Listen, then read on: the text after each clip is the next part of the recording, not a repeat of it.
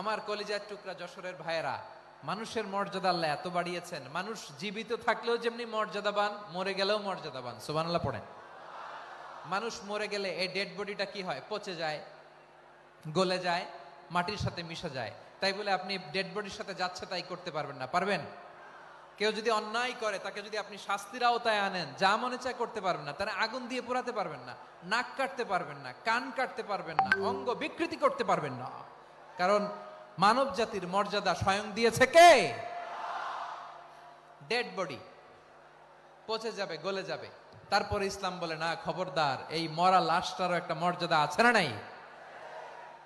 ইসলাম বলে এই লাশটা গলে যাবে, পচে যাবে, কিন্তু এটার অমর্যাদা করো না। কর্পূর দিয়ে, খেজুর পাতা দিয়ে, এটাকে ওয়ার্ম ওয়াটার দিয়ে, গরম পানি দিয়ে ধৌত করো, সাদা শুভ্র ধবধবে কাপড় দিয়ে লাশটাকে তুমি কাভার করো। তারপরে খাটিয়ার মধ্যে লাশটাকে রেখে বিশাল একটা প্রোগ্রাম করো, একটা ফিউনারাল প্রোগ্রাম করো। ওই প্রোগ্রামের ডানে বায়ে পেছনে লাশটারে রাখলে হবে না, প্রোগ্রামের একেবারে সামনটাতে তুমি লাশটাকে রাখো। সুবহানাল্লাহ। একটা ফিউনারাল প্রোগ্রাম করতে হবে, তাকে শেষ বিদায় জানাতে হবে, যেটাকে আমরা জানাজা বলি। কি বলি? জানাজা মানে মাইয়েতের জন্য দোয়া, তার জন্য দোয়া করা হয়, তাকে একটা সিস্টেমেটিক অর্ডারে কবরে রাখা হয়, সুন্দরভাবে সেটাকে কবরস্থ করা হয়, মাটি দেয়া হয়, পানি দেয়া হয়। তার মানে মরে গেলেও মানুষের সম্মান বাড়ায় দিয়েছে কে? এজন্য আল্লাহ বললেন, ওয়ালাকাদ কাররামনা বানি আদম, বনি আদমের সম্মান মর্যাদা আমি আল্লাহ বাড়িয়ে দিয়েছি। মানুষের সম্মানে তুমি কখনো আঘাত করো না, ঠিক কিনা? তাহলে ভাই, প্রথম মেসেজ হচ্ছে, the first and foremost message tonight to the people of Jashore. Allah বলেন, I have dignified the status of son of Adam. আমি বনি আদম সবার মর্যাদা বাড়িয়ে দিয়েছি, হোক আস্তিক নাস্তিক, হোক কাফের কিংবা মুশরিক, তার মর্যাদা বাড়াই দিছে কে? যখন বন্যা হয়, আমরা ত্রাণ নিয়ে যাই, আমরা শুধু মুসলমানদেরকে ত্রাণ দেই নাকি? হ্যাঁ, আমরা মুসলমানকেও দেই, অমুসলমানকেও দেই, হিন্দুকেও দেই, বৌদ্ধকেও দেই। যেখানেই মানবতা বিপন্ন, সেখানে ইসলামের হেল্পিং হ্যান্ড আছে না নাই? সুবহানাল্লাহ। কি দিন আমরা পেয়েছি, কি বিধান আমরা পেয়েছি। ওয়ালাকাদ কাররামনা বানি আদম, আমি বনি আদমকে সম্মানিত করেছি।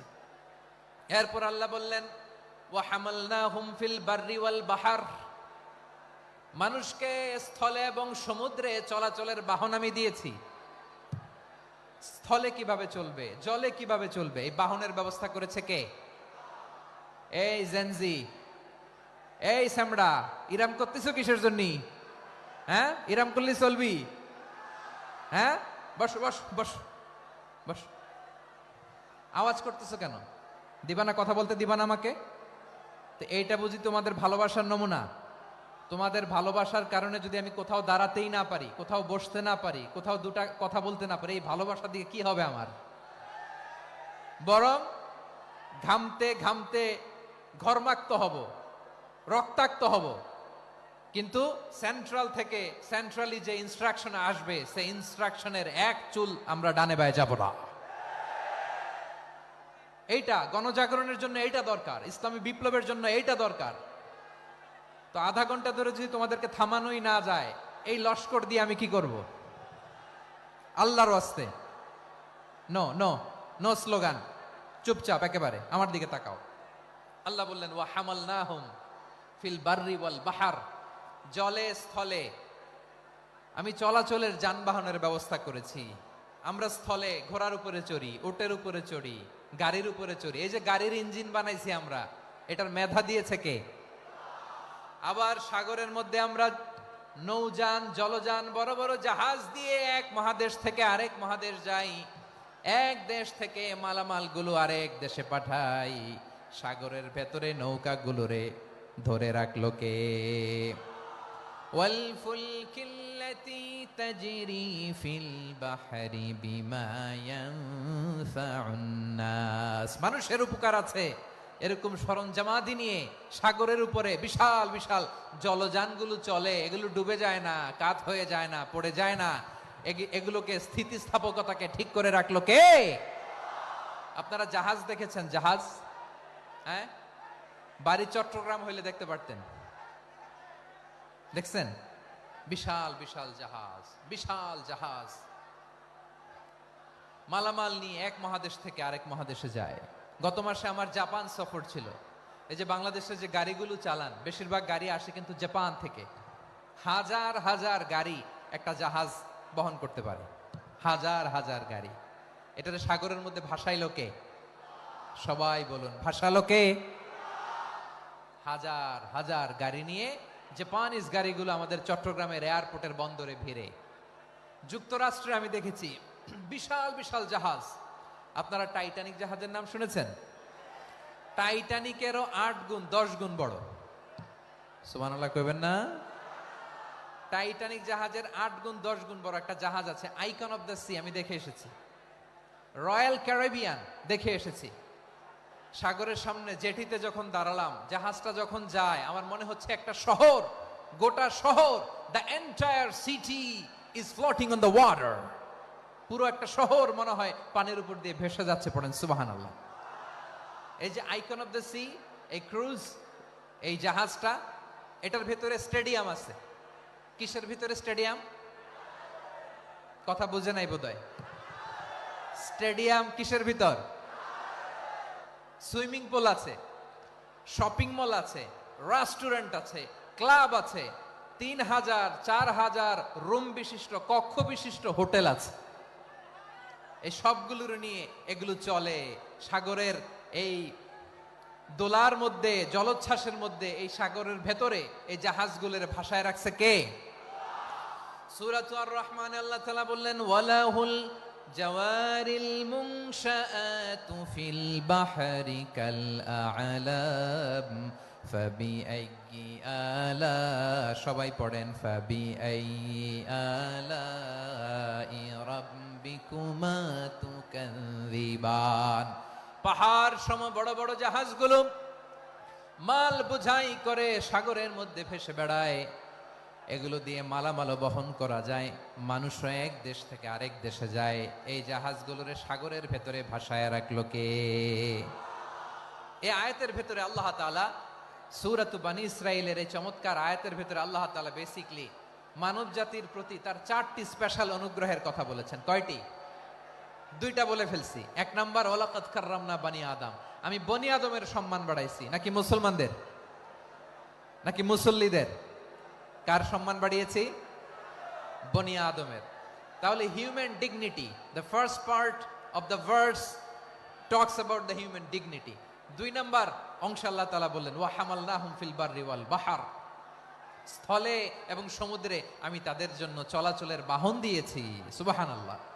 তার মানে smooth movement on land and sea, জলে এবং স্থলে যাতে আমরা স্মুথলি মুভ করতে পারি আল্লাহ তাআলা দিয়েছেন।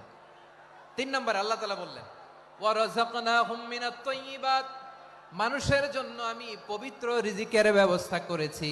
জলে এবং স্থলে যত প্রাণী আছে সবগুলা প্রাণীকে রিজিক দেয় কে? আমাদেরকে রিজিক দেয় কে? সাগরের মাছগুলোকে, বড় বড় তিমি মাছগুলোরে রিজিক দেয় কে?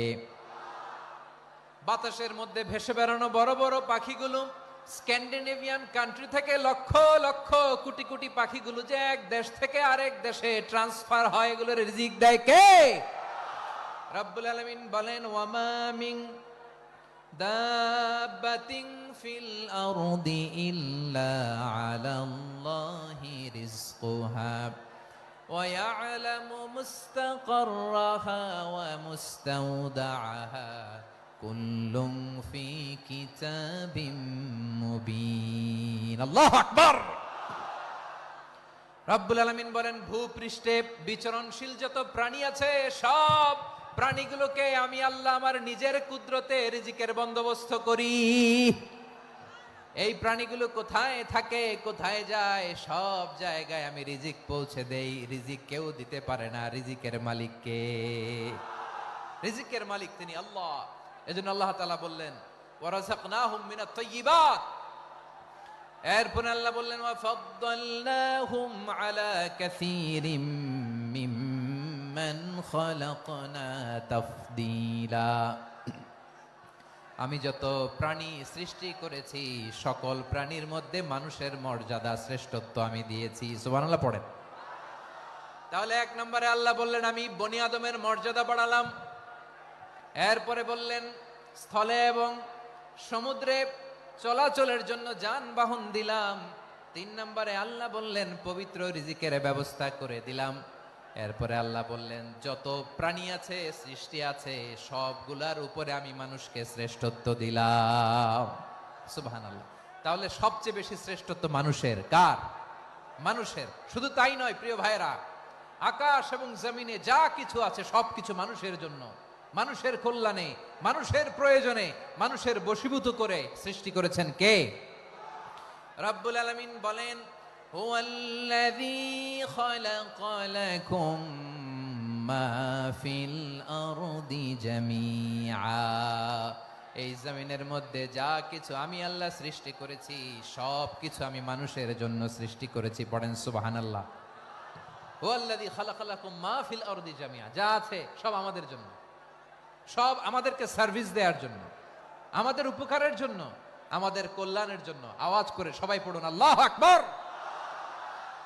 অন্য আয়াতে আল্লাহ বললেন, ওয়াসাখখারা লাকুম মা ফিস সামাওয়াতি ওয়া মা ফিল আরদি জামিআম মিন ইন্না ফি যালিকা লাআয়াতিন লিকাউমিন ইয়াতাফাক্কারুন।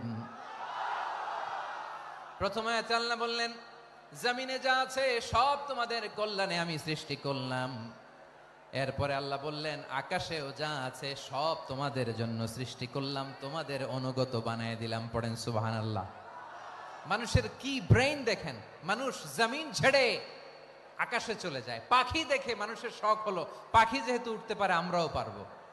অরবিল রাইট, উইলবার রাইট, দুই ভাই মিলে আঁকাঝোঁকা করতে করতে করতে করতে প্লেন বানায় ফেললো। কোন সুবহানাল্লাহ। এখন পাখিও ওরে, আমরাও ওরি। এরপরেই মানুষের কৌতূহল থামে না এখানে। মানুষ চলে গিয়েছে চাঁদে। কোথায় গেছে? এখন কিন্তু চাঁদে জমি বিক্রি হয় জানেন। পৃথিবী নিয়ে মারামারি শেষ, রাশিয়া আমেরিকা এখন ধরছে চাঁদ আর মঙ্গল গ্রহ। এখন চাঁদে জমি বিক্রি হয়, মঙ্গলে জমি বিক্রি হয়। এই চাঁদ, মঙ্গল, বৃহস্পতি, শনি সব আল্লাহ তাআলা আমাদের জন্য বানিয়েছেন। সুবহানাল্লাহ পড়েন। মানুষ সাগরের উপরে চড়ে, শূন্যে ভেসে বেড়ায়, পাহাড় কেটে সুড়ঙ্গ বানায়, টানেল বানায়। মানুষ ব্রডব্যান্ডের লাইন নিয়ে যায় সাগরের ভেতর দিয়ে, এক দেশ থেকে আরেক দেশে, এক মহাদেশ থেকে আরেক মহাদেশে। সুবহানাল্লাহ পড়েন। তার মানে গোটা বিশ্বের সব কিছুর উপরে control, superiority over all creatures, সব কিছুর উপর কন্ট্রোল, মনিটরিং, নিয়ন্ত্রণ, এটা প্রতিষ্ঠা করে দিয়েছে কে? এজন্যই মানুষের শ্রেষ্ঠত্ব। ওয়ালাকাদ কাররামনা বানি আদম, আমি বনি আদমের সম্মান বাড়িয়েছি, মর্যাদা আমি বাড়িয়ে দিয়েছি এই কারণে, কারণ মানুষ সবকিছুর উপর নিয়ন্ত্রণ নিতে পারে। মানুষকে নিয়ে এই কোরআনের সব আলোচনা, মানুষকে নিয়ে এই কোরআনের সব। তাই কোরআনের কেন্দ্রীয় আলোচ্য বিষয় হচ্ছে মানুষ। কোরআনের কেন্দ্রীয় আলোচ্য বিষয় কি? যশোরের ভাইয়েরা বুঝে থাকলে সবাই বলবেন কোরআনের কেন্দ্রীয় আলোচ্য বিষয় কি? এই যে আমি মূল আলোচনায় যাচ্ছি এখন। কেন মানুষ কোরআনের কেন্দ্রীয় আলোচ্য বিষয়? এই যে ভাইয়েরা, এই যে হাত জোর করে, এই যে Jessore Gen Z, the smart people of Jessore, হাত জোর করে বলতেছে, হাত জোর করে তোদের কাছে আল্লাহর দোহাই লাগে, স্টপ স্টপ। শুরুতে একবার বলেছে জায়গা না হলে আস্তে আস্তে ধাক্কা দিবা, সামনে না পিছনে, দিয়ে দিয়ে বেরোয় চলে যাও। এলইডিতে দেখো, এই যে এই যে আল্লাহর ওয়াস্তে জায়গা না হলে ওদিকে যাও। কোরআনের মাহফিলে বিশৃঙ্খলা, এটা কাফিরদের আলামত। কাফিররা শীষ দিত, শীষ। বিশ্বনবী কোরআনের তাফসির করলে কাফিররা শীষ দিত আর ক্ল্যাপিং করত, হুইসেল এন্ড ক্ল্যাপিং। তো আমরা কি এখানে বিশৃঙ্খলা করতে আসছি? তো বারবার থামানো লাগে কেন? কোনো আওয়াজ হবে না, বললাম তো স্টপ। আওয়াজ করে বলুন কোরআনের কেন্দ্রীয় আলোচ্য বিষয় কি? সবাই বলেননি। এতগুলো মানুষ উত্তর দিলে এতটুকু আওয়াজ হয়, অন্তত আমি বিশ্বাস করি না। যশোর আওয়াজ করে বলো কোরআনের কেন্দ্রীয় আলোচ্য বিষয় কি? মানুষ। এই মানুষ কোরআনের কেন্দ্রীয় আলোচ্য বিষয়। মানুষকে আল্লাহ স্বাধীনতা দিয়েছেন। ফামান শাআ ফালইউমিন ওয়া মান শাআ ফালইয়াকফুর। চাইলে মুমিন হতে পারো, চাইলে কাফের হতে পারো, তোমার ইচ্ছা। তবে জেনে রাখো মুমিন হলে পাবা জান্নাত, কাফির হলে পাবা জাহান্নাম। নাও দ্য ডিসিশন ইজ ইয়ার্স, সিদ্ধান্ত তোমার, জান্নাতে যাবা না জাহান্নামে যাবা। যশোরের ভাইয়ের আওয়াজ করে বলুন, কই যেতে চান, জান্নাতে না জাহান্নামে? ডান দিকে না বাম দিকে? ডানপন্থী না বামপন্থী? চিল্লা চিল্লি না চুপচাপ? চুপচাপ কয়ে আবার চিল্লাচিল্লি শুরু করে দিচ্ছে। মাশাআল্লাহ। তাহলে কোরআনের কেন্দ্রীয় আলোচ্য বিষয় মানুষ। আমার সাথে থাকতে হবে, তোমাদেরকে নিয়ে আমি আলোচনা শেষ পর্যন্ত যাব। অনেক গুরুত্বপূর্ণ কথা বাকি আছে, আমাকে সহযোগিতা করতে হবে। মাশাআল্লাহ, এই তো ঠান্ডা হয়েছে। হ্যাঁ, ঠিক আছে ঠিক আছে ঠিক আছে।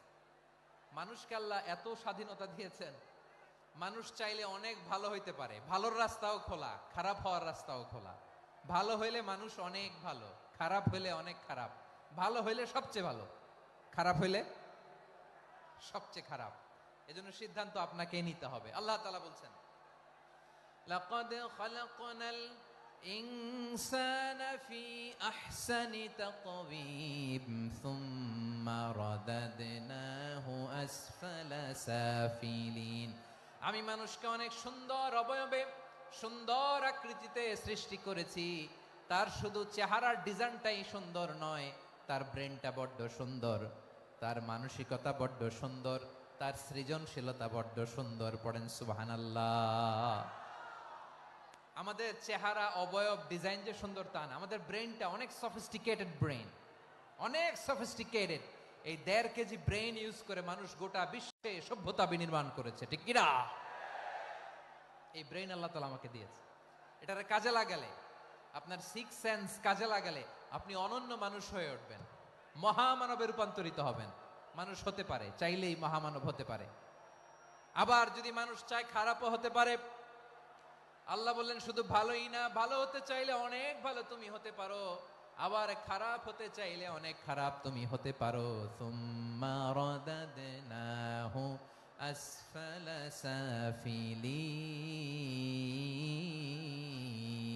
সাফিলিন। খারাপ হলে একেবারে খারাপ হতে পারো, নিকৃষ্ট হলে একেবারে নিকৃষ্ট হতে পারো, ভালো হলেও ভালো হতে পারো। কোন সুবহানাল্লাহ। এবার আওয়াজ করে বলুন, ভালো হতে চাই না খারাপ? শ্রেষ্ঠ না নিকৃষ্ট?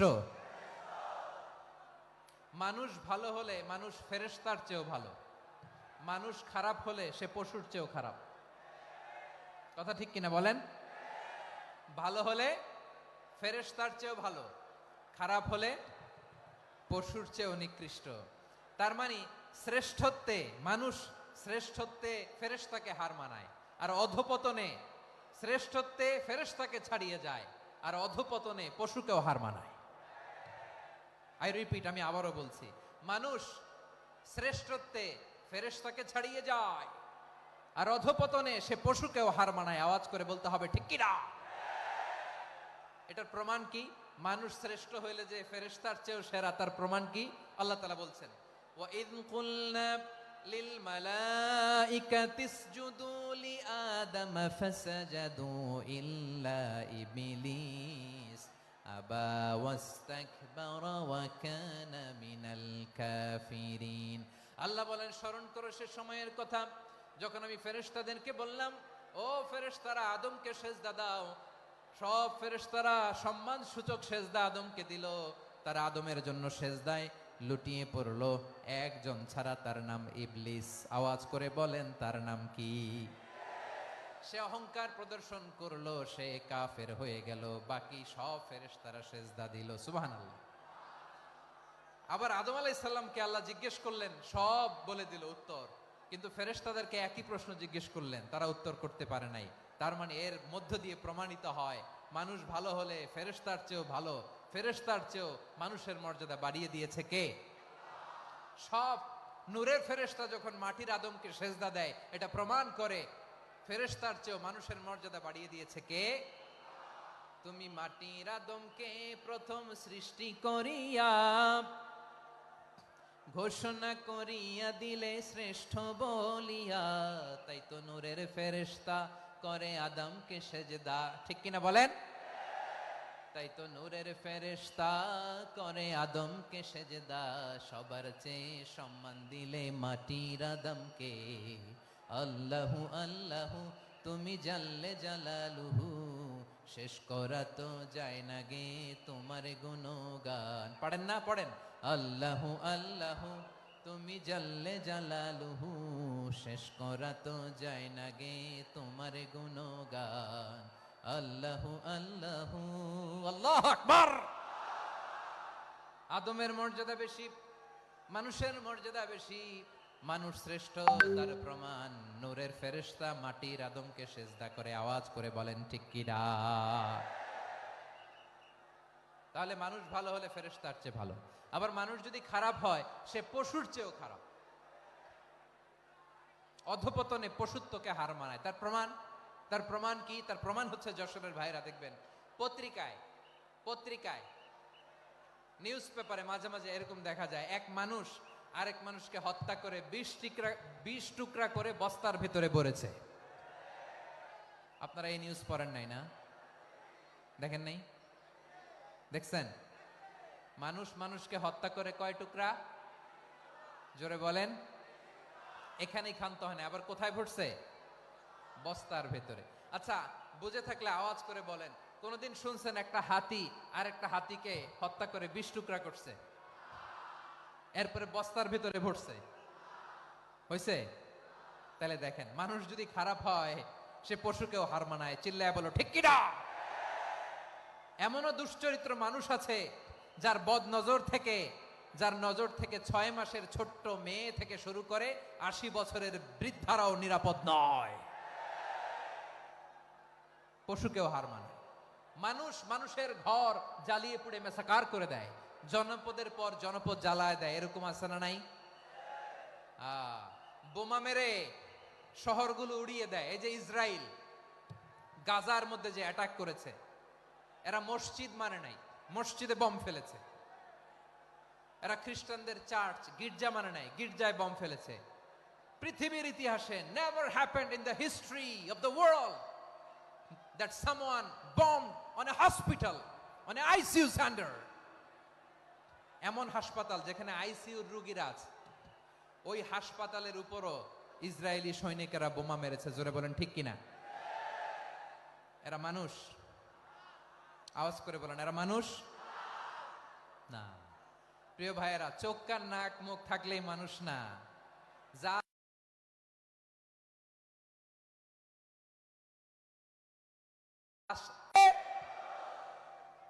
এই দুনিয়া এখন তো আর সেই দুনিয়া নাই, মানুষ নামের মানুষ আছে দুনিয়া বোঝাই, সেই মানুষের ভিড়ে আমার আসল মানুষ নাই। ঠিক কিনা? আসল মানুষের বড্ড অভাব, আসল মানুষের বড্ড অভাব। আমার ভাইয়েরা, মানুষ খারাপ হলে পশুকেও হার মানায়।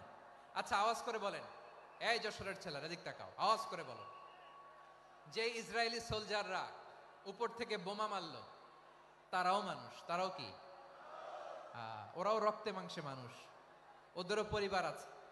বোমা মেরে যেই মেয়েটাকে তারা অনাথ বানায়, ইয়াতিম বানায়, ও কিন্তু বাসায় ওর মেয়েটাকে রেখে আসছে। ঠিক কিনা বলেন? বম্বিং করে যে বাবাকে মেরে, স্বামীকে মেরে স্ত্রীকে বিধবা বানায়, তারও ঘরে স্ত্রী আছে। উপর থেকে বম মেরে মানুষ মেরে দিচ্ছে, তারাও মানুষ। 1945 সালের 6ই আগস্ট আমেরিকান সোলজাররা হিরোশিমায় বম মেরেছে। আমি নিজে দেখে এসেছি জাপানের হিরোশিমাতে। সকাল 8:15 মানুষ কেউ অফিসে যাচ্ছিল, কেউ খেতে খামারে কাজ করতে যাচ্ছিল। লিটল বয় নামে একটা বোম মেরেছে তারা। এই বোমের আঘাতে, পারমাণবিক এই বোমার রেডিয়েশনে আঘাতে বোম ব্লাস্ট হওয়ার পরে মুহূর্তের মধ্যে 1,40,000 নাই। উপর থেকে যারা মারতেছে এরাও মানুষ, যাদেরকে মারলো তারাও। তার মানে মানুষে মানুষে পার্থক্য আছে না? নেই? মানুষে মানুষে পার্থক্য আছে। নাক কান চোখ মুখ থাকলেই মানুষ নয়। বাড়ছে জনসংখ্যা, কমছে মানুষ। চিল্লায় বলো ঠিক কিনা? তাহলে আমরা বুঝলাম, মানুষ ভালো হলে অনেক ভালো, খারাপ হলে অনেক খারাপ। ও আমার কলিজার টুকরা যশোরের ভাইয়েরা, আসুন না 3 দিন ব্যাপী এই তাফসিরুল কোরআনের ঐতিহাসিক প্রোগ্রাম থেকে আমরা সিদ্ধান্ত নেই, আমরা ভালো মানুষ হব নাকি খারাপ মানুষ হব। কলিজা থেকে, প্রাণ থেকে আওয়াজ করে সবাই বলুন, ভালো মানুষ নাকি খারাপ মানুষ। ভালো মানুষ হইতে হবে। ভালো মানুষ যারা জগৎটাকে এনলাইটেন করবে, যারা এনলাইটেন করবে, যারা সত্যের বীর সেনানী হয়ে দাঁড়াবে, যারা সত্যের পক্ষে কথা বলবে, যারা জালিমের মসনদকে ভেঙে খান খান করে দেবে, এরকম হওয়ার দরকার আছে না নাই? এরকম ভালো মানুষ আমরা হতে চাই কি চাই না? মানুষকে যত্ন নিলে মানুষ যে কত ভালো হয় আপনি কল্পনাও করতে পারবেন না। এই যে আপনাদের যশোরে যে ভালো ছেলেগুলো আছে, যে ভালো তরুণগুলো আছে, যে যুবকগুলো আছে, যে ভালো আলেমরা আছে, ভালো নেতারা আছে, সবাই যদি তাদের মতো হতো, পুরো যশোরটা একটা জান্নাতের টুকরা হয়ে যেত। আওয়াজ করে বলেন ঠিক কিনা? মানুষকে নার্চারিং করলে, মানুষকে পলিশ করলে, মানুষকে গ্রুমিং করলে, মানুষকে সঠিক তারবিয়া দিলে মানুষ অনন্য হয়ে ওঠে। প্রতিটি মানুষ অনন্য। আমি অনন্য, আপনি অনন্য, আমরা সবাই অনন্য। সুবহানাল্লাহ বলেন। মানুষকে আল্লাহ তাআলা দিয়েছেন অসীম ক্ষমতা, অসীম ক্ষমতা। সুবহানাল্লাহ। একটা মানুষ পারে না এমন কিছু নাই, একটা মানুষ পারে না এমন কিছু নাই। বিশ্বাস করতে হবে, মানুষ যা কল্পনা করতে পারে ওইটা মানুষ করে দেখাতে পারে। যশোরের ভাইয়ের, আই রিপিট, আমি আবারও বলছি, এই চিল্লাচিল্লি করলে আমার এই গুরুত্বপূর্ণ কথা তোমরা মিস করবা, মিস করবা। কপাল পোড়া হয়েও না, আওয়াজ করে কপাল পোড়া হবে না। আমার দিকে তাকাও। মানুষ, মানুষ যা কল্পনা করতে পারে সেটা মানুষ করে দেখাতে পারে। তুমি তোমার কল্পনার রাজ্যকে সাজাও, তোমাকে হারাতে পারে এমন কোন শক্তি আল্লাহর জমিনে নাই। তোমার কি শক্তি, কি সম্ভাবনা তুমি জানোই না মিয়া। তুমি এদিকে তাকাও কেন? তোমার রাস্তা তো ওই দূরে। তুমি কোথায় যাবে, আল্লাহ তোমার টেনে কোথায় নিয়ে যাবে তুমি কিছুই জানো না। প্ল্যান বিগ, ড্রিম বিগ, কল্পনার শক্তিকে বড় করো। মানুষ যা কল্পনা করতে পারে মানুষ তা করে দেখাতে পারে। মানুষের কাছে অসাধ্য কিছু নাই, মৃত্যু ছাড়া, এক্সেপ্ট ডেথ। মৃত্যু ছাড়া মানুষ সবকিছুকে জয় করতে পারে। মৃত্যু ছাড়া যে কোনো অসাধ্যকে সাধন করার ক্ষমতা মানুষকে দিয়ে দিয়েছে কে? হারার জন্য তোমার জন্মই হয় নাই, তোমার জন্ম হয়েছে জিতার জন্য, বিজয়ের জন্য তোমার জন্ম। মানুষের শুরুটাই হয় বিজয় দিয়ে। যশোর, আওয়াজ করে বলো, মানুষের শুরু হয় কি দিয়ে? আমরা যখন আমার পিতার পৃষ্ঠদেশে ছিলাম, পিতার পৃষ্ঠদেশ থেকে শুক্রাণু যখন মায়ের গর্ভদেশে যেয়ে পড়ে, কতটা শুক্রাণু ভ্রমণ শুরু করে জানো? 20 কোটি শুক্রাণু। একবার সিমেন আউট হলে সেখানে 20 কোটি শুক্রাণু থাকে, ভ্রমণ শুরু করে। ওই 20 কোটি শুক্রাণুর মধ্যে থেকে তুমি আমি আজকে এক বিকশিত শুক্রাণু মানব রূপে পৃথিবীতে এসেছি। সুবহানাল্লাহ। ওই 20 কোটি শুক্রাণুর প্রতিযোগিতায় সবাইরে পেছনে ফেলে সেদিন আমি সফল হয়েছিলাম, সেদিন আমি বিজয়ী হয়েছিলাম। সেদিন আমি এত ছোট ছিলাম, মাইক্রোস্কোপ দিয়েও আমার অস্তিত্ব পাওয়া যায় না। আমি এত তুচ্ছ ছিলাম, নগণ্য ছিলাম। আমার কান ছিল না, আমার চোখ ছিল না, আমার হাত ছিল না, আমার জন্য রিকমেন্ডেশন করার মতো মামু ছিল না, খালা ছিল না, কেউ ছিল না। তারপরেও ওই প্রতিযোগিতায়, ওই কম্পিটিশনে যখন আমারে কেউ হারাতে পারে নাই, আল্লাহর জমিনেও আমারে কেউ হারাতে পারে না। হারার জন্য তোমার জন্মই হয় নাই, তুমি আসছোই জিতার জন্য। সুবহানাল্লাহ। বিশ্বনবী বলেন, আন্নাসু মাআদিন কামাআদিনিয যাহাবি ওয়াল ফিদ্দা খিয়ারুহুম ফিল জাহিলিয়াতি খিয়ারুহুম ফিল ইসলাম। Peoples are like mines of gold and silver. সোনার খনি, রূপার খনি, এর চেয়েও বড় খনি হচ্ছে এই মানব সম্পদের খনি। আওয়াজ করে বলেন আল্লাহু আকবার। আল্লাহ তাআলা এই সম্পদ আমাদেরকে দিয়েছে। বিশ্বনবী বলেন, মানুষ হচ্ছে খনির মতো। খিয়ারুহুম ফিল জাহিলিয়াতি খিয়ারুহুম ফিল ইসলাম। জাহিলি যুগে যারা সেরা, ইসলামেও তারা সেরা। ইদা ফাকুহু, যদি তারা বুঝবান হয় তাহলে তাদেরকে সেরা বানায় দিবে কে? তাহলে মানুষের চেয়ে সেরা কেউ হতে পারে? মানুষের চেয়ে অনন্য কেউ হতে পারে? মানুষকে কেউ হারাতে পারে? আওয়াজ করে বলো, তোমাকে কেউ হারাতে পারবে? এই সাহস জাগছে আজকের আলোচনা থেকে? আমি তুমি অনন্য, আমাকে তোমাকে হারায়া দেওয়া এত সহজ না, ঠিক কিনা? একটা কথা জীবনের সাথে সেট করে নিতে হবে, আমি জিতি নয় শিখি, আমি কখনো হারি না। জীবনের সাথে সেট করে নাও, জেনজি অফ জেসর, আমি কখনো হারি না, আমি হয় জিতি নয় শিখি। চিল্লায় বলো ঠিক কিনা? আমি কখনো হারি না, আমার হারানো এত সোজা না। কি সাহস জাগছে? বুকে সাহস জাগছে? তাকবীর পড়ো, লিল্লাহে তাকবীর। তাহলে বিশ্বনবী বললেন নাসু মাআদিন, মানুষ হচ্ছে খনি। এই ধাক্কা ধাক্কি আমি জানি এগুলো ভালোবাসার ধাক্কা ধাক্কি, এজন্য আমি সহ্য করে নেই। এগুলো যে ভালোবাসার ধাক্কা ধাক্কি এটা আমরা বুঝি। পৃথিবীর কোন আইন, সিকিউরিটি প্রোটোকল দিয়ে এটারে মানানো যাবে না, কারণ এটা তো ভালোবাসা, লাভ। লাভ কোন আইন কানুন দিয়ে বাধা যায় না, মানানো যায় না, ঠিক কিনা বলো?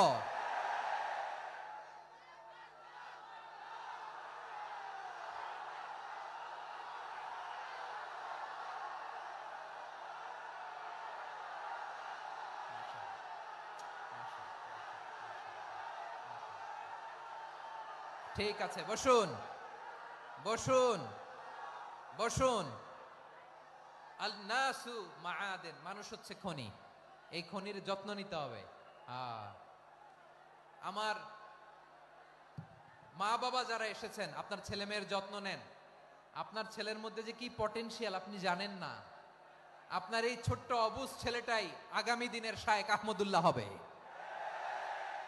আপনার হেফসখানায় পড়া ওই ছোট্ট ছেলেটাই আগামী দিনের আল্লামা মামুনুল হক হবে। আপনার ওই ছেলেটা আমির হামজা হবে, আব্দুল হাই সাইফুল্লাহ হবে। এভাবে বড় বড় আলেম হবে, তারা যুগশ্রেষ্ঠ আলেম হবে। সেই একদিন এই বাংলাদেশের পার্লামেন্টে যে বক্তব্য দিয়ে যশোরের পক্ষে কথা বলবে।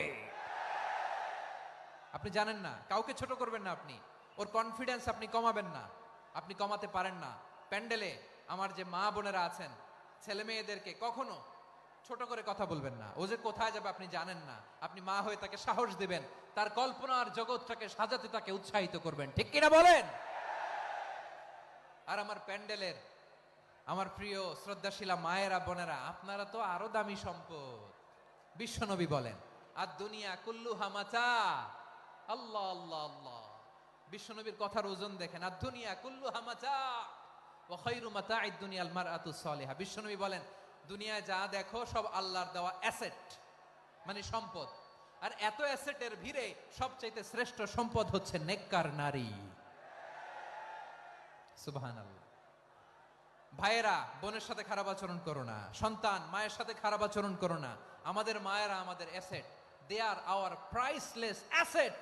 কারণ এই মায়েদের পেটে এসেছে আল্লাহর ওলিরা, এই মায়েদের পেটে এসেছে খান জাহান আলী, এই মায়ের পেটে এসেছে শাহজালাল ইয়ামানি, এই মায়ের পেটে এসেছে আল্লাহর সব নবীরা। নাকি নবীরা আকাশ থেকে ধপ করে জমিনে নেমে আসছে? মায়ের পেটে আসছে।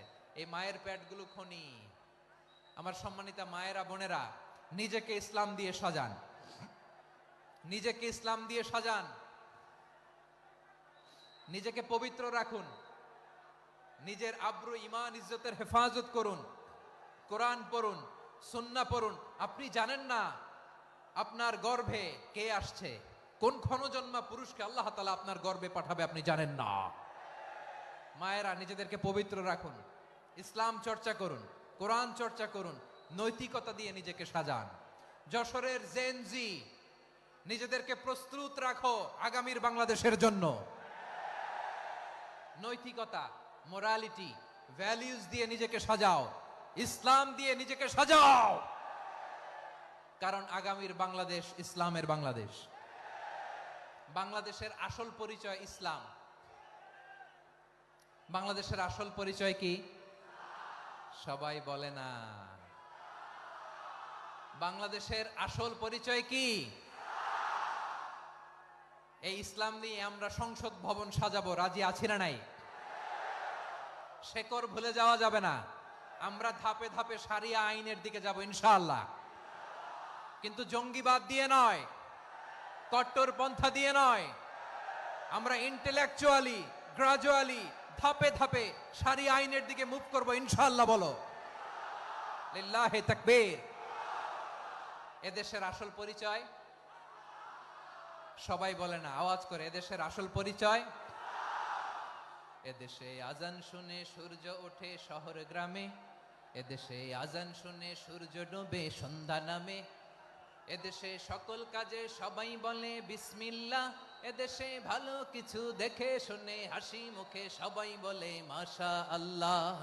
সুবহানাল্লাহ সুবহানাল্লাহ সুবহানাল্লাহ সুবহানাল্লাহ সুবহানাল্লাহ সুবহানাল্লাহ সুবহানাল্লাহ সুবহানাল্লাহ। ও নবীন তরুণ তোমার কিসের এত ভয়, জেনে রেখো বাংলাদেশের আসল পরিচয়। বাংলাদেশের আসল পরিচয় ইসলাম। আওয়াজ তুলে বলো, আসল পরিচয় কি? এদেশে পরস্পরে দেখা হলে দেয় সালাম, এদেশে আমজনতার হৃদয় জুড়ে পাক্কালাম, ঠিক কি না? এদেশে বিপদ এলে সর্বজনে সর্বক্ষণে দোয়া পড়ে ইন্না লিল্লাহ সুবহানাল্লাহ সুবহানাল্লাহ সুবহানাল্লাহ সুবহানাল্লাহ। এদেশে আজান শুনে সূর্য ওঠে শহর গ্রামে, এদেশে আজান শুনে সূর্য ডোবে সন্ধ্যা নামে, এদেশে সকল কাজে সবাই বলে বিসমিল্লাহ, এদেশে ভালো কিছু দেখে শুনে হাসি মুখে সবাই বলে মাশা আল্লাহ। সুবহানাল্লাহ, আওয়াজ করে সুবহানাল্লাহ সুবহানাল্লাহ সুবহানাল্লাহ সুবহানাল্লাহ। সবাই একসাথে সুবহানাল্লাহ সুবহানাল্লাহ সুবহানাল্লাহ সুবহানাল্লাহ। এদেশের আসল পরিচয় কি? আওয়াজ করে বলতে ভয় লাগে। এদেশের আসল পরিচয় কি? ইসলাম দিয়ে আমাদের সংসদ ভবন চলুক, আমরা চাই কি চাই না? বঙ্গভবনে লা ইলাহা ইল্লাল্লাহর পতাকা উড়ুক, আমরা চাই কি চাই না? প্রতিটি জেলা অফিসে, ডিসি অফিসে লা ইলাহার পতাকা ঝুলুক, আমরা চাই কি চাই না? কারা কারা চাই হাত তুলে আল্লাহরে দেখায়।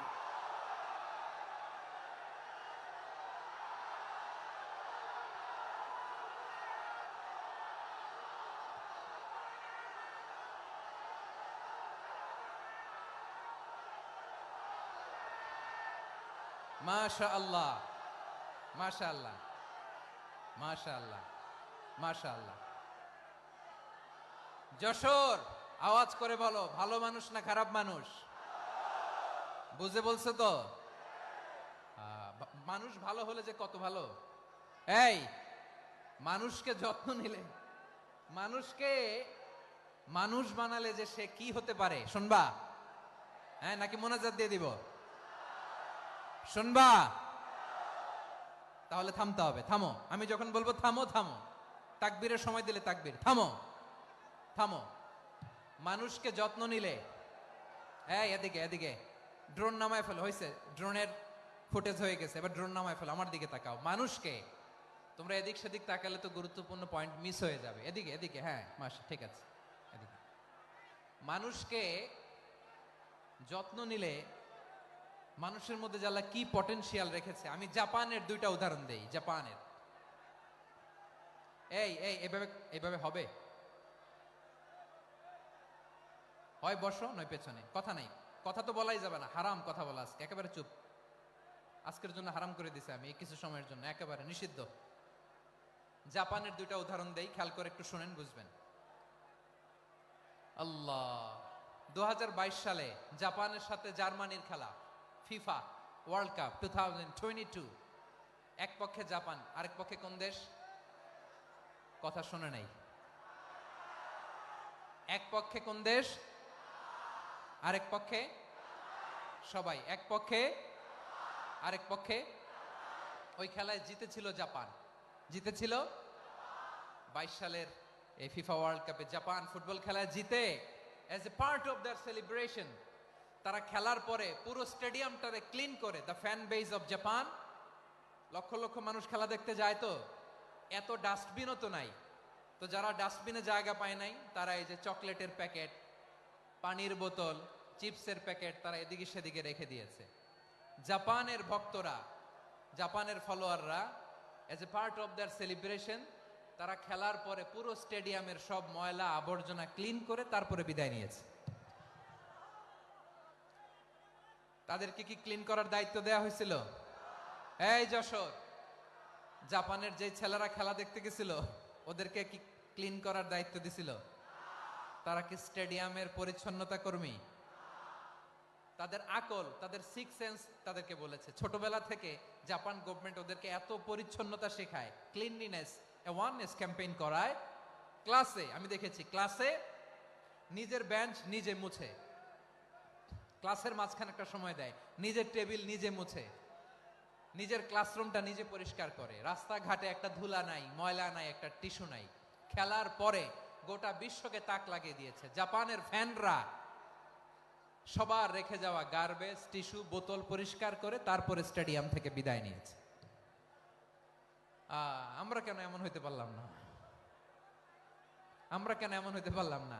জাপানের যারা এগুলো করছে ওদের 3টা করে চোখ না? চোখ তো 3টা, জাপানো লাগো। জাপানো লাগো হাত তো 4টা, কান তো 6টা। হ্যাঁ, নাকি আমার মতো 2 হাত 2 কানওয়ালা মানুষ? চোখে দেখলে ওটা মানুষ না। চিন্তা করছেন? তার মানে জাপানিজদেরকে যে গ্রুমিং করে শিখানোর মাধ্যমে পরিচ্ছন্ন বানানো গেছে। ওরা যেমনি মানুষ, আমরাও মানুষ। আমাদের সন্তানদেরকে শেখালে তারাও পারবে। পারবে কিনা? 2 নম্বর উদাহরণ বলি। চট্টগ্রাম ফেনীতে যারা গিয়েছেন, মেঘনা গোমতী ব্রিজ প্রকল্প নাম শুনছেন? মেঘনা একটা ব্রিজ পার হওয়া লাগে। এই মেঘনা গোমতী, এখানে 3টা ব্রিজ কাঁচপুর সহ, এই 3টা ব্রিজের নির্মাণ কাজ, রেনোভেশনের কাজ দেয়া হয়েছিল জাপানের একটা কোম্পানিকে। কাকে? জাপানের কোম্পানির নির্মাণ শেষে 738 কোটি টাকা বেঁচে গেছিল। এটা গভর্নমেন্টের হাতে দিয়ে তারা বিদায় নিয়েছে। কত টাকা? 738 কোটি টাকা। যত প্রাক্কলিত ব্যয় নির্ধারণ করা হয়েছে সব টাকা সরকার, তৎকালীন সরকার 2019-এর সরকার, কারা ছিল তো জানেন? এই 2019-এর সরকার তাদেরকে দিয়েছে। তারা রিনোভেশন নির্মাণ শেষে 738 কোটি টাকা অতিরিক্ত বেঁচে গেছিল। এটা আবার গভর্নমেন্টের হাতে বুঝাই দিয়ে তারা বিদায় নিচ্ছে। আমরা কেন এমন হইতে পারলাম না? জাপানের ওরাও মানুষ, আমরাও মানুষ। তার মানে মানুষে মানুষে পার্থক্য আছে না নাই? আচ্ছা, জাপানের 2টা উদাহরণ দিলাম, এবার আমার দেশের 2টা উদাহরণ দিব না? বাংলাদেশের 2টা উদাহরণ দিই। 1 নম্বর উদাহরণ, গত সপ্তাহে আপনারা জানেন কক্সবাজার আমার একটা প্রোগ্রাম ছিল, তো হেলিকপ্টারে গিয়েছিলাম। ফেনী জেলা যখন পার হচ্ছি আমি দেখলাম 3টা উইন্ড মিল চিনেন তো? বিশাল পিলার, 3টা 4টা পাখা থাকে। বায়ু বিদ্যুৎ কেন্দ্র, বাংলাদেশের প্রথম বায়ু বিদ্যুৎ কেন্দ্র এটা। মুহুরী প্রজেক্ট বলে ওটার, সম্ভবত মুহুরী প্রজেক্ট। তো সাগরের বাতাসের ঝাপটায় এটা ঘুরে এনার্জি হয়, ইলেকট্রিসিটি উৎপাদন হয়। তো আমি পাইলটকে বললাম, ভাই এগুলো থেকে কেমন ইলেকট্রিসিটি উৎপাদন হয়? কয়, হুজুর একটু হয় না, কিছুই হয় না। কিছুই হয় না মানে? বলে, হুজুর বাংলাদেশে যত উইন্ড মিল আছে এটার পাখা একটাও ঘুরে না। আল্লাহ, বলেন কি? তাহলে এই যে কোটি কোটি টাকা ব্যয় করে যে উইন্ড মিল, কয় হুজুর ভিতরে ফিটফাট, উপরে ফিটফাট, ভিতরে সদরঘাট। তার মানে কোটি কোটি টাকা দিয়ে এই উইন্ড মিল বানায়, এখানে কিছু নাই। দুর্নীতির আড্ডাখানা, আখড়াখানা বাংলাদেশ, ঠিক কিনা বলেন? হায় রে, জাপানিজরাও মানুষ, আমরাও মানুষ। আমার এক নিকটাত্মীয় সরকারি চাকরিজীবী, উনি আমাকে বললেন, বাংলাদেশের আরেকটা উদাহরণ দেই। উনি আমাকে বললেন যে প্রতি বছর আমাদের অফিসের ফার্নিচার চেঞ্জ করে। আমি বললাম, প্রতি বছর ফার্নিচার চেঞ্জ করে কেন? বলে যে ফার্নিচার নতুন পারচেজ করলেই তো ওইখানে টাকা, নতুন কিনতে পারলেই টাকা, নতুন উন্নয়নের সবক শোনাতে পারলেই টাকা। প্রথম আলোর রিপোর্ট, কি আলো? প্রথম আলোর রিপোর্ট, গত 15 বছরে উন্নয়নের নামে লুটপাট হয়েছে প্রায় 3.25 লাখ কোটি টাকা। কার রিপোর্ট? আমাদের বানানো কথা। প্রথম আলোর রিপোর্ট। গত 15 বছরে কারা ছিল জানেন তো? হ্যাঁ, শুধু ওনাদেরকেই দোষ দিয়ে লাভ নাই। স্বাধীনতার পর থেকে শুধু শাসকের হাত বদল হয়েছে, আমরা কিছু পাই নাই, ঠিক কিনা বলেন? শুধু ওনাদের দোষ দিয়ে কি লাভ? একদল খাইছে, আরেক দল খাওয়ার জন্য রেডি হয়ে আছে। আমরা এরকম চাই না। আমরা চাই স্বাধীন সার্বভৌম বাংলাদেশ। আমরা চাই দুর্নীতিমুক্ত বাংলাদেশ। আমি নিউজটা যে কতবার বললাম, এটা কি সম্ভব? 3.25 লাখ টাকা লুটপাট, মানে লুটপাট করতে করতে এদেশের জনগণকে ফুটপাতে বসায় দিচ্ছে। প্রিয় ভাইয়েরা, তাহলে জাপানের মানুষও মানুষ, আমরাও মানুষ। সিদ্ধান্ত আপনার, কোন মানুষ হবেন, ভালো মানুষ না খারাপ মানুষ? আজকের আলোচনার বিষয় হচ্ছে মানব সম্পদের উন্নয়ন, human resource development. It's a process to increase the capacity of knowledge, skill, capacity of the people of a country. একটা দেশের মানুষের জ্ঞান, তাদের দক্ষতা কি করে বাড়ানো যায়, বাড়িয়ে দেশের উন্নয়ন করানো যায়, এটাই হচ্ছে মানব সম্পদ উন্নয়নের মূল কথা। তাহলে মানব সম্পদ হচ্ছে একটা দেশের সবচাইতে শক্তিশালী পুঁজি। প্রাকৃতিক সম্পদ, খনিজ সম্পদের চেয়েও দামি হচ্ছে মানব সম্পদ। আমার প্রিয় যশোর, প্রাকৃতিক সম্পদ, খনিজ সম্পদের চেয়ে দামি সম্পদ কি সম্পদ? আল্লাহ তাআলা দয়া করে আমাদেরকে এই মানব সম্পদ দিয়েছেন। আসুন আমাদের এই মানুষগুলোকে আমরা সোনার মানুষ বানাই। রাজি আছেন তো সবাই? রাজি আছেন? মানুষ পারে না এমন কোনো কিছু নাই, চাইলে সব পারে। এজন্য মানুষকে তারবিয়া দিতে হবে, যথাযথভাবে তাদেরকে গড়তে হবে। আসুন আমরা সিরাতের আয়নায় বিশ্বনবীর জীবনী থেকে দেখি তিনি কিভাবে হিউম্যান রিসোর্সকে ম্যানেজ করতেন। যদি আপনাদের সময় হয়, দু একটা উদাহরণ দিয়ে আজকে আমি আমার আলোচনার বিদায় নিব। হবে সময় হবে কয়েক মিনিট? হ্যাঁ, শান্ত থাকবেন তো? শান্ত থাকবা? হ্যাঁ, ঠিক আছে। এই ধাক্কার মধ্যে ঢুকছে, এবার মজা বুঝতেছো তো? হ্যাঁ, মানা করছিলাম না? ঠিক আছে, টের পাও। হ্যাঁ, ঠিক আছে। যে আওয়াজ করবে আমি ওকে দেখতেছি, কে কে আওয়াজ করে দেখতেছি। শেষ কথা, শেষের দিকে চলে আসছি। বিষ্ণু ইসলাম কিভাবে হিউম্যান রিসোর্সকে ম্যানেজ করতেন, মজার কথা আছে কয়েকটা, বলে বিদায় নিব। বিশ্বনবী কিভাবে এই মানব সম্পদকে ম্যানেজ করতেন? বিশ্বনবী, he was a very good talent hunter, চৌকস ট্যালেন্ট হান্টার ছিল। কার মধ্যে কি ট্যালেন্ট আছে দেখলেই বুঝে ফেলতেন। সুবহানাল্লাহ পড়বেন না? কি নবী আমরা পেয়েছি! He was a very good talent hunter. আমার নবী, তিনি চৌকস ট্যালেন্ট হান্টার ছিলেন। কার মধ্যে কি প্রতিভা বের করতেন, ওই প্রতিভাকে ইসলামের কল্যাণে কাজে লাগাতেন। সুবহানাল্লাহ বলেন। যাকে যেই জায়গায় সেট করলে ভালো হবে তাকে ওই জায়গায় সেট করতেন। কয়েকজন সাহাবীর জীবনী শোনাই। আবু মাহজুরা রাদিয়াল্লাহু তাআলা আনহু, মক্কার মুয়াজ্জিন, আগে ছিল মুশরিক, পরে হয়েছে মুমিন। উনি কিভাবে মুমিন হইলেন এই ঘটনাটা একটু আপনাদের শোনাতে চাই। তো আপনাদের তো সময় নাই হাতে। হ্যাঁ, সময় আছে? এই জেনজি শেষ করে দিল আজকের প্রোগ্রামটা। 1 ঘন্টা ধাক্কা ধাক্কি করে কেমনে দাঁড়ায় আছে আমি বুঝলাম না।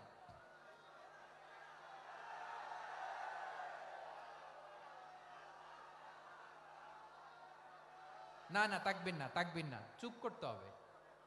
What I need, you stop, just shut up, চুপ। হ্যাঁ, ঠিক আছে, এভাবে। আবু মাহজুরা রাদিয়াল্লাহু তাআলা আনহু কিভাবে মুসলিম হলেন, আওয়াজ করে শুনেন। হুনাইনের যুদ্ধ, 8ম হিজরি। বিষ্ণু ইসলাম হুনাইনের যুদ্ধ শেষে ফিরতেছেন, পথিমধ্যে বেলাল রাদিয়াল্লাহু তাআলা আনহু, এই যে আবার কথা, আই রে আল্লাহ রে, এখানে ধাক্কা ধাক্কি কেন? চলে যাও, পেছনে যাও, যাও পেছনে যাও। কি আজীব তামাশা! যেখানে যায় এখানে ধাক্কা ধাক্কি, মারামারি, গায়ের উপরে, কাঁধের উপরে, শাউটিং। অনেক গুরুত্বপূর্ণ কথা পয়েন্ট করে নিয়ে আসে যে বলবো, এই শাউট করার কারণে প্রোগ্রামটাই নষ্ট করে দেয়। আসছে আমার ভালোবাসা দেখাইতে, প্রোগ্রামটাই শেষ করে দিয়ে চলে যায়।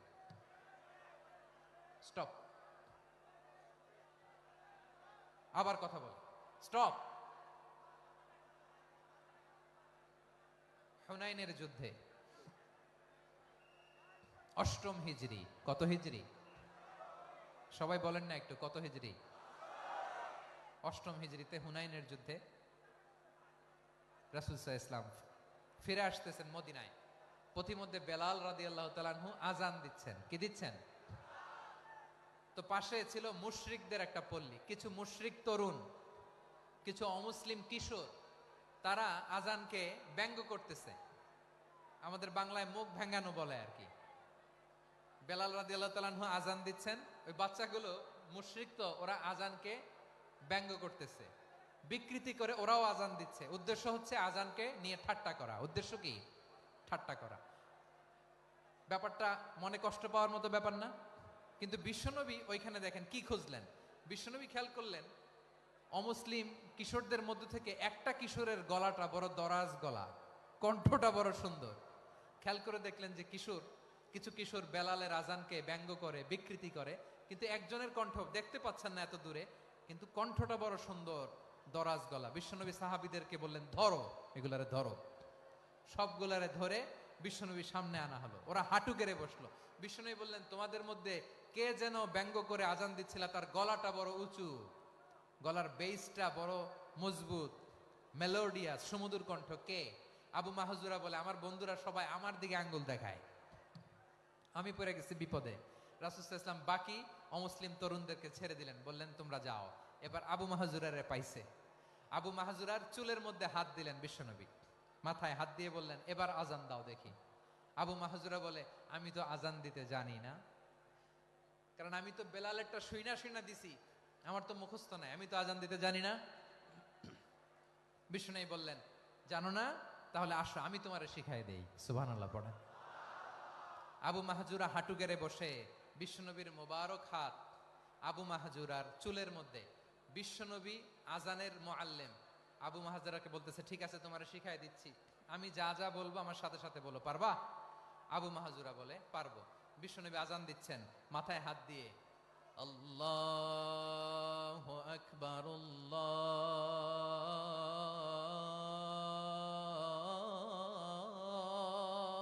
আকবার। আবু মাহজুরা এই বাক্যটা পড়লেন।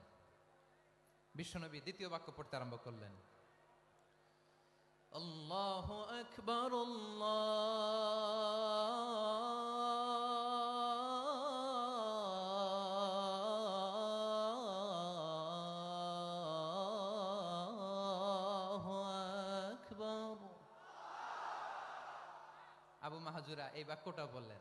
বিশ্বনবী আবু মাহজুরার মাথার মধ্যে হাত দিয়ে তৃতীয় বাক্য পড়লেন,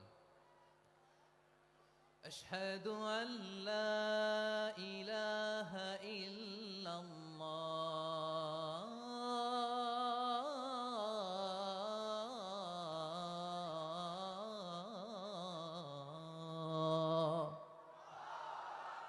আবু মাহজুরা তৃতীয় বাক্য পড়লেন। বিশ্বনবী একটা বাক্য পরে আবু মাহজুরা পরে, বিশ্বনবী পরে আবু মাহজুরা পরে। আবু মাহজুরা কিন্তু অমুসলিম, মুশরিক।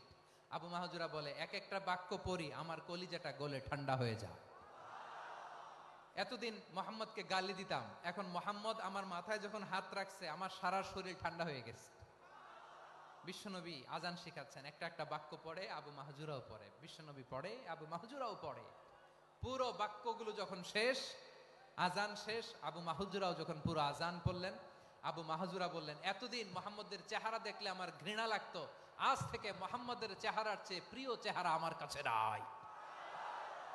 আবু মাহজুরা বললেন, ও মুহাম্মদ, আজানের বাক্য তো আপনি আমারে শেখালেন, এখানেই শেষ করবেন না, আপনি আমারে পড়ায় দেন, লা ইলাহা ইল্লাল্লাহু মুহাম্মাদুর রাসূলুল্লাহ সাল্লাল্লাহু আলাইহি ওয়াসাল্লাম। বিশ্বনবীর সাথে দাঁড়িয়ে উনি শাহাদা পড়ে মুসলমান হয়ে গেলেন। এবার আবু মাহজুরা বলে, ইয়া রাসূলুল্লাহ, ইয়া হাবিবাল্লাহ, আমি মুমিন হয়েছি, মুসলমান হয়েছি, আপনার কাছ থেকে আজান শিখার সৌভাগ্য আমি লাভ করেছি গো নবী। আমার কণ্ঠের বড় তারিফ করেছেন আপনি, আমার আজানকে আপনি পছন্দ করেছেন। একটা জিনিস আপনার কাছে চাই, আপনি আমাকে মক্কার মসজিদুল হারামের মুয়াজ্জিন হিসেবে অ্যাপয়েন্ট করে দেন। বিষ্ণু ঈসা ইসলাম বললেন, যাও আবু মাহজুরা, আমি তোমাকে পৃথিবীর শ্রেষ্ঠতম মসজিদ মক্কার মসজিদুল হারামের মুয়াজ্জিন হিসেবে অ্যাপয়েন্ট করে দিলাম। দেখছেন কিভাবে ট্যালেন্ট হান্টিং করতে হয়, কিভাবে হিউম্যান রিসোর্স, মানব সম্পদকে ব্যবহার করতে হয়। আসছিল আজানকে ভেঙ্গাইতে, আসছিল কেন? আজানকে ব্যঙ্গ করার জন্য। বিকৃত করার জন্য, আজানকে বিকৃত করতে যে ইসলামের সবচাইতে শ্রেষ্ঠ মসজিদের মুয়াজ্জিন হয়ে গেল। পড়েন সুবহানাল্লাহ। হযরত আবু মাহজুরা রাদিয়াল্লাহু তাআলা আনহু ওনার এই সুললিত কণ্ঠ ব্যবহার করে মসজিদুল হারামে এত সুন্দর করে আল্লাহু আকবার বলে আজান দিতেন, মানুষগুলোর, মুসল্লিগুলোর, মক্কাবাসীর হৃদয়কে তিনি বিগলিত করে দিতেন। মানুষের হৃদয়কে ঠান্ডা হয়ে যেত। শুধু এখানেই শেষ না আমার যশোরের ভাইয়েরা, বিশ্বনবী যখন সাইয়েদনা আবু মাহজুরা রাদিয়াল্লাহু তাআলা আনহুকে আজান শিখাচ্ছিলেন, বলেন তো বিশ্বনবীর হাতটা কোথায় ছিল? আবু মাহজুরার মাথার সামনে, এই চুলের উপরে ছিল। আবু মাহজুরা ওই স্মৃতিটাকে ধারণ করবার জন্য, ওই স্মৃতিকে বহন করার জন্য বিশ্বনবীর মোবারক হাত আবু মাহজুরার কপালের চুলের যেই জায়গায় লেগেছে, মৃত্যুর আগের দিন পর্যন্ত আবু মাহজুরা মাথার ওই চুলে কোনোদিন ছুরি আর কামার লাগায় নাই, সেখানে কেচি লাগায় নাই, চুলের মধ্যে খুর লাগায় নাই। আবু মাহজুরা ডান দিকের চুল কাটতো, বাম দিকের চুল কাটতো, পেছনের চুল কাটতো, সামনের চুল কাটতো না। আবু মাহজুরা রাদিয়াল্লাহু তাআলা আনহুর সামনের চুলগুলো বড় হতে হতে যখন এত বড় হয়ে যায়, তিনি চুলগুলো পেঁচিয়ে মাথার মধ্যে রাখতেন, তারপরে তিনি পাগড়ি পরতেন। সবাই জিজ্ঞেস করতো, আবু মাহজুরা এটা আবার কেমন স্টাইল? দেখতে তোমারে কি বিদঘুটে লাগে? কেমন অড লাগে? কেমন খারাপ দেখা যায়? মক্কায় এমন কোন মানুষ তো দেখি নাই, ডানে চুল কাটে, বায়ে চুল কাটে, পেছনে চুল কাটে, সামনে কাটে না। ওরে আবু মাহজুরা, কেমন দেখা যায় তোমারে? তুমি সামনের চুল কাটো না কেন? আবু মাহজুরা বলে, আমি হাঁটু গেড়ে পেয়ারা নবীর সামনে বসেছিলাম, আমার এই মাথার চুলের মধ্যে মুবারক হাত লাগিয়ে বিশ্বনবী নিজে আমাকে আজানের প্রতিটা বাক্য শিক্ষা দিয়েছেন। বিশ্বনবীর মোবারক হাত, পবিত্র হাত আমার মাথার চুলের যেই জায়গায় লেগেছে, আমি চাই ওই চুলগুলা নিয়ে আমি আমার কবরের ভিতরে যাব। সাইয়েদনা আবু মাহজুরা রাদিয়াল্লাহু তাআলা আনহু ইন্তেকালের আগের পর্যন্ত মাথার সামনের চুলগুলা কাটে নাই। মাথার সামনের চুল তিনি কাটেন নাই। সুবহানাল্লাহ বিহামদি। কেমন ভালোবাসতেন বিশ্বনবী সাহাবীদেরকে, সাহাবারা কেমন ভালোবাসতেন বিশ্বনবীকে। সামনের চুলগুলো বড় হতে হতে এত বড় ছিল, পেঁচিয়ে রেখে পাগড়ি পরতেন, কাটতেন না। নবীর হাত লেগেছিল। সুবহানাল্লাহ পড়েন। তাহলে what is the lesson? Moral of the story কি? মোরাল অফ দ্য স্টোরি হচ্ছে, আসছিল আজানকে ব্যঙ্গ করার জন্য, বিকৃত করার জন্য, হয়ে গেল মসজিদুল হারামের মুয়াজ্জিন। দেখেন বিশ্বনবী একটা খারাপ সিচুয়েশনের মধ্যে থেকে কি ভালো জিনিস বের করে আনলেন। আমি যে শুরুতে বলেছি কিভাবে তিনি হিউম্যান রিসোর্সকে ডেভেলপ করেছেন, ম্যানেজ করেছেন। তিনি যে চৌকস ট্যালেন্ট হান্টার ছিল, দেখেন সবার মধ্যে থেকে এরে বাছাই করে মুয়াজ্জিন বানাই দিয়েছেন। সুবহানাল্লাহ পড়েন। তার মানে এই না সবাইরে ধরে ধরে উনি মুয়াজ্জিন বানাইছেন। যার যেই ট্যালেন্ট আছে তাকে ওই কাজে অ্যাসাইন করেছেন। যার যেই প্রতিভা আছে তার প্রতিভাকে ইসলামের কাজে লাগিয়েছেন। সুবহানাল্লাহ পড়েন। যায়েদ বিন সাবিত রাদিয়াল্লাহু তাআলা আনহু নাম শুনেছেন? যশোর কথা বেরোয় না। যদি জিজ্ঞাসা সালমান খানের নাম শুনছেন, সবাই হাত তুলবে, জি হুজুর শুনছি, মানে সব দেখা শেষ। সালমান খান, আমির খান, অমুক খান, সব খান মুখস্থ, কিন্তু যায়েদ বিন সাবিতের নাম মুখস্থ নাই মুসলমানদের। যেই সাহাবী মাথার সামনের চুল কাটে নাই, মসজিদুল হারামের মুয়াজ্জিন বানাইছেন বিশ্বনবী, সাহাবীর নাম কি? খায়া ফেলাইছে, স্লোগানের সাথে খায়া ফেলাইছে। আবু মাহজুরা। কি নাম? আবু মাহজুরা আল জুমাহি রাদিয়াল্লাহু তাআলা আনহু। এই নামটা আজকে নিয়ে যাইতে হবে যশোর। আবু মাহজুরা রাদিয়াল্লাহু তাআলা আনহু। দুই নম্বরে বলছিলাম যায়েদ বিন সাবিত রাদিয়াল্লাহু তাআলা আনহু। বিশ্বনবী দেখলেন মদিনার এই আনসারী সাহাবী হাইলি ট্যালেন্টেড, ইন্টেলেকচুয়াল, মেরিটোরিয়াস, জ্ঞানের প্রতি তার আকর্ষণ, মারাত্মক আকর্ষণ। বিশ্বনবী তাকে দায়িত্ব দিলেন, কোরআন যা নাজিল হয় তুমি লিখো, কাতিবুল ওহী বানায় দিলেন। সুবহানাল্লাহ। যায়েদ বিন সাবিতরে আবার আজান শিখান নাই, কারণ তার মধ্যে বিশ্বনবী প্রতিভা দেখেছেন, একাডেমিক প্রতিভা। বিশ্বনবীর একাডেমিক প্রজেক্টগুলো তিনি হ্যান্ডেল করতেন। যায়েদ বিন সাবিত ছিল বিশ্বনবীর ব্যক্তিগত সচিব। কি ছিল? ব্যক্তিগত সচিব। বোঝেন নাই? বিশ্বনবীর ব্যক্তিগত সচিব এবং দোভাষী। ইহুদিরা কিছু লিখে দিলে এটার অর্থ বিশ্বনবীরে বুঝায় দিতেন, আবার ইহুদিদের কাছে কিছু লিখতে হলে তিনি লিখে দিতেন। বিশ্বনবী একদিন বললেন, ইন্নী ওয়াল্লাহি মা আমানু ইয়াহুদা আলা কিতাব। ইহুদিরা যে চিঠি পাঠায় অর্থ তো বুঝি না, আরেক ইহুদি আইনে অর্থ করা লাগে। আবার ইহুদিদের কাছে কিছু লিখে পাঠাইতে চাইলে আমরা তো লিখতে পারি না, ইহুদিরে দিয়ে লেখা লাগে। ওরা যে পয়রা শোনায় লিখে দেয়, আমি ওদের বিশ্বাস করি না। আমার নিজের একজন লোক দরকার। বিশ্বনবী এই যায়েদ বিন সাবিতকে চুজ করলেন ল্যাঙ্গুয়েজের জন্য। উনি বললেন, যায়েদ, তোমার সফট স্কিলকে ডেভেলপ করতে হবে, তুমি হিব্রু ল্যাঙ্গুয়েজ শিখে ফেলো।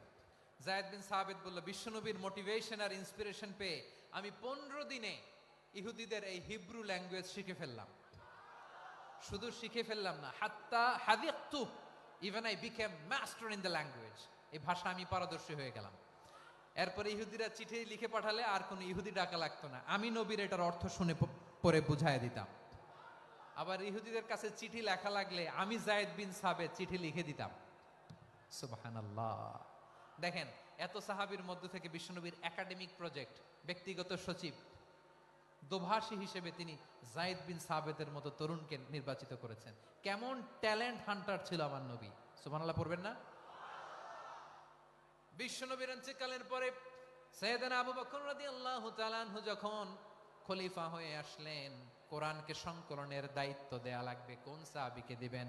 সব সাহাবারা মিলে পরামর্শ করলেন।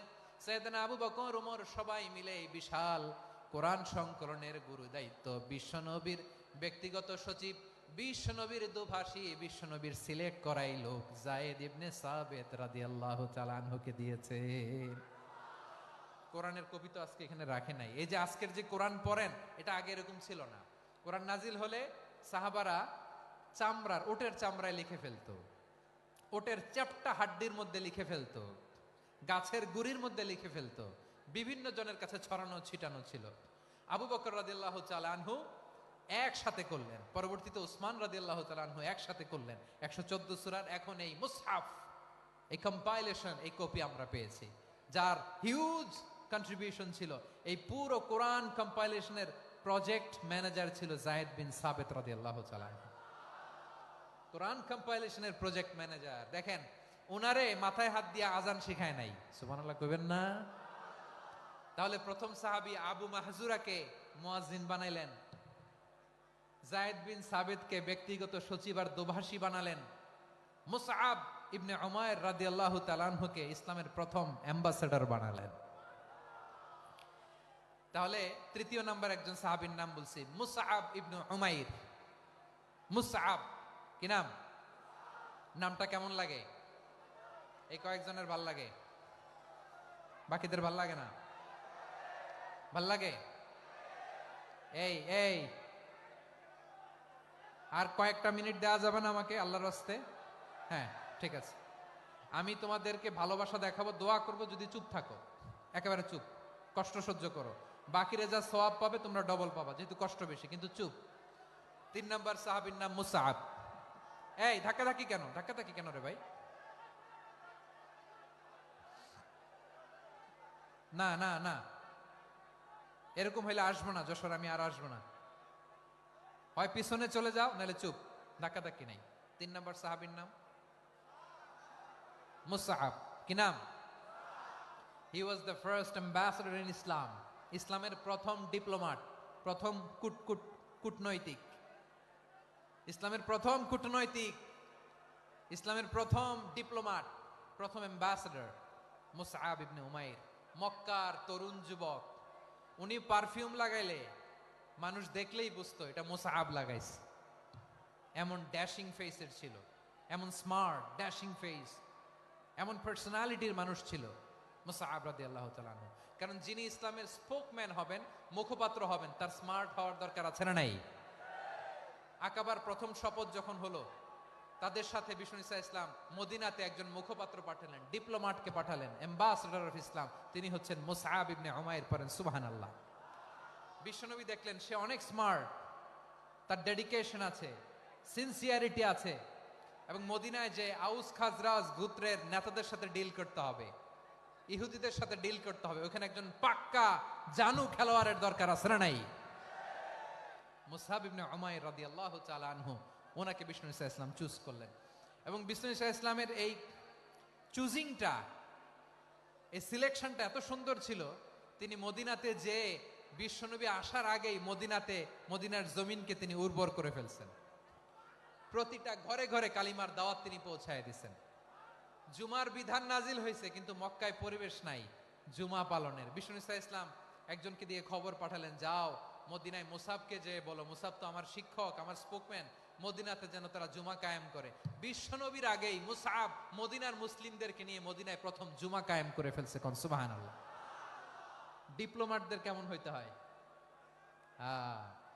অ্যাম্বাসেডারের কেমন হইতে হয়, মুসআব রাদিয়াল্লাহু তাআলা আনহুর কাছ থেকে শিখে নাও। মুসআব নামটা কেমন লাগে? যশোর যাদের সন্তান হবে, ছেলে সন্তান, আমার রাস্তায় পাইলি সবাই জিজ্ঞেস করে, হুজুর একটা নাম দেন, আমার ছেলে হবে।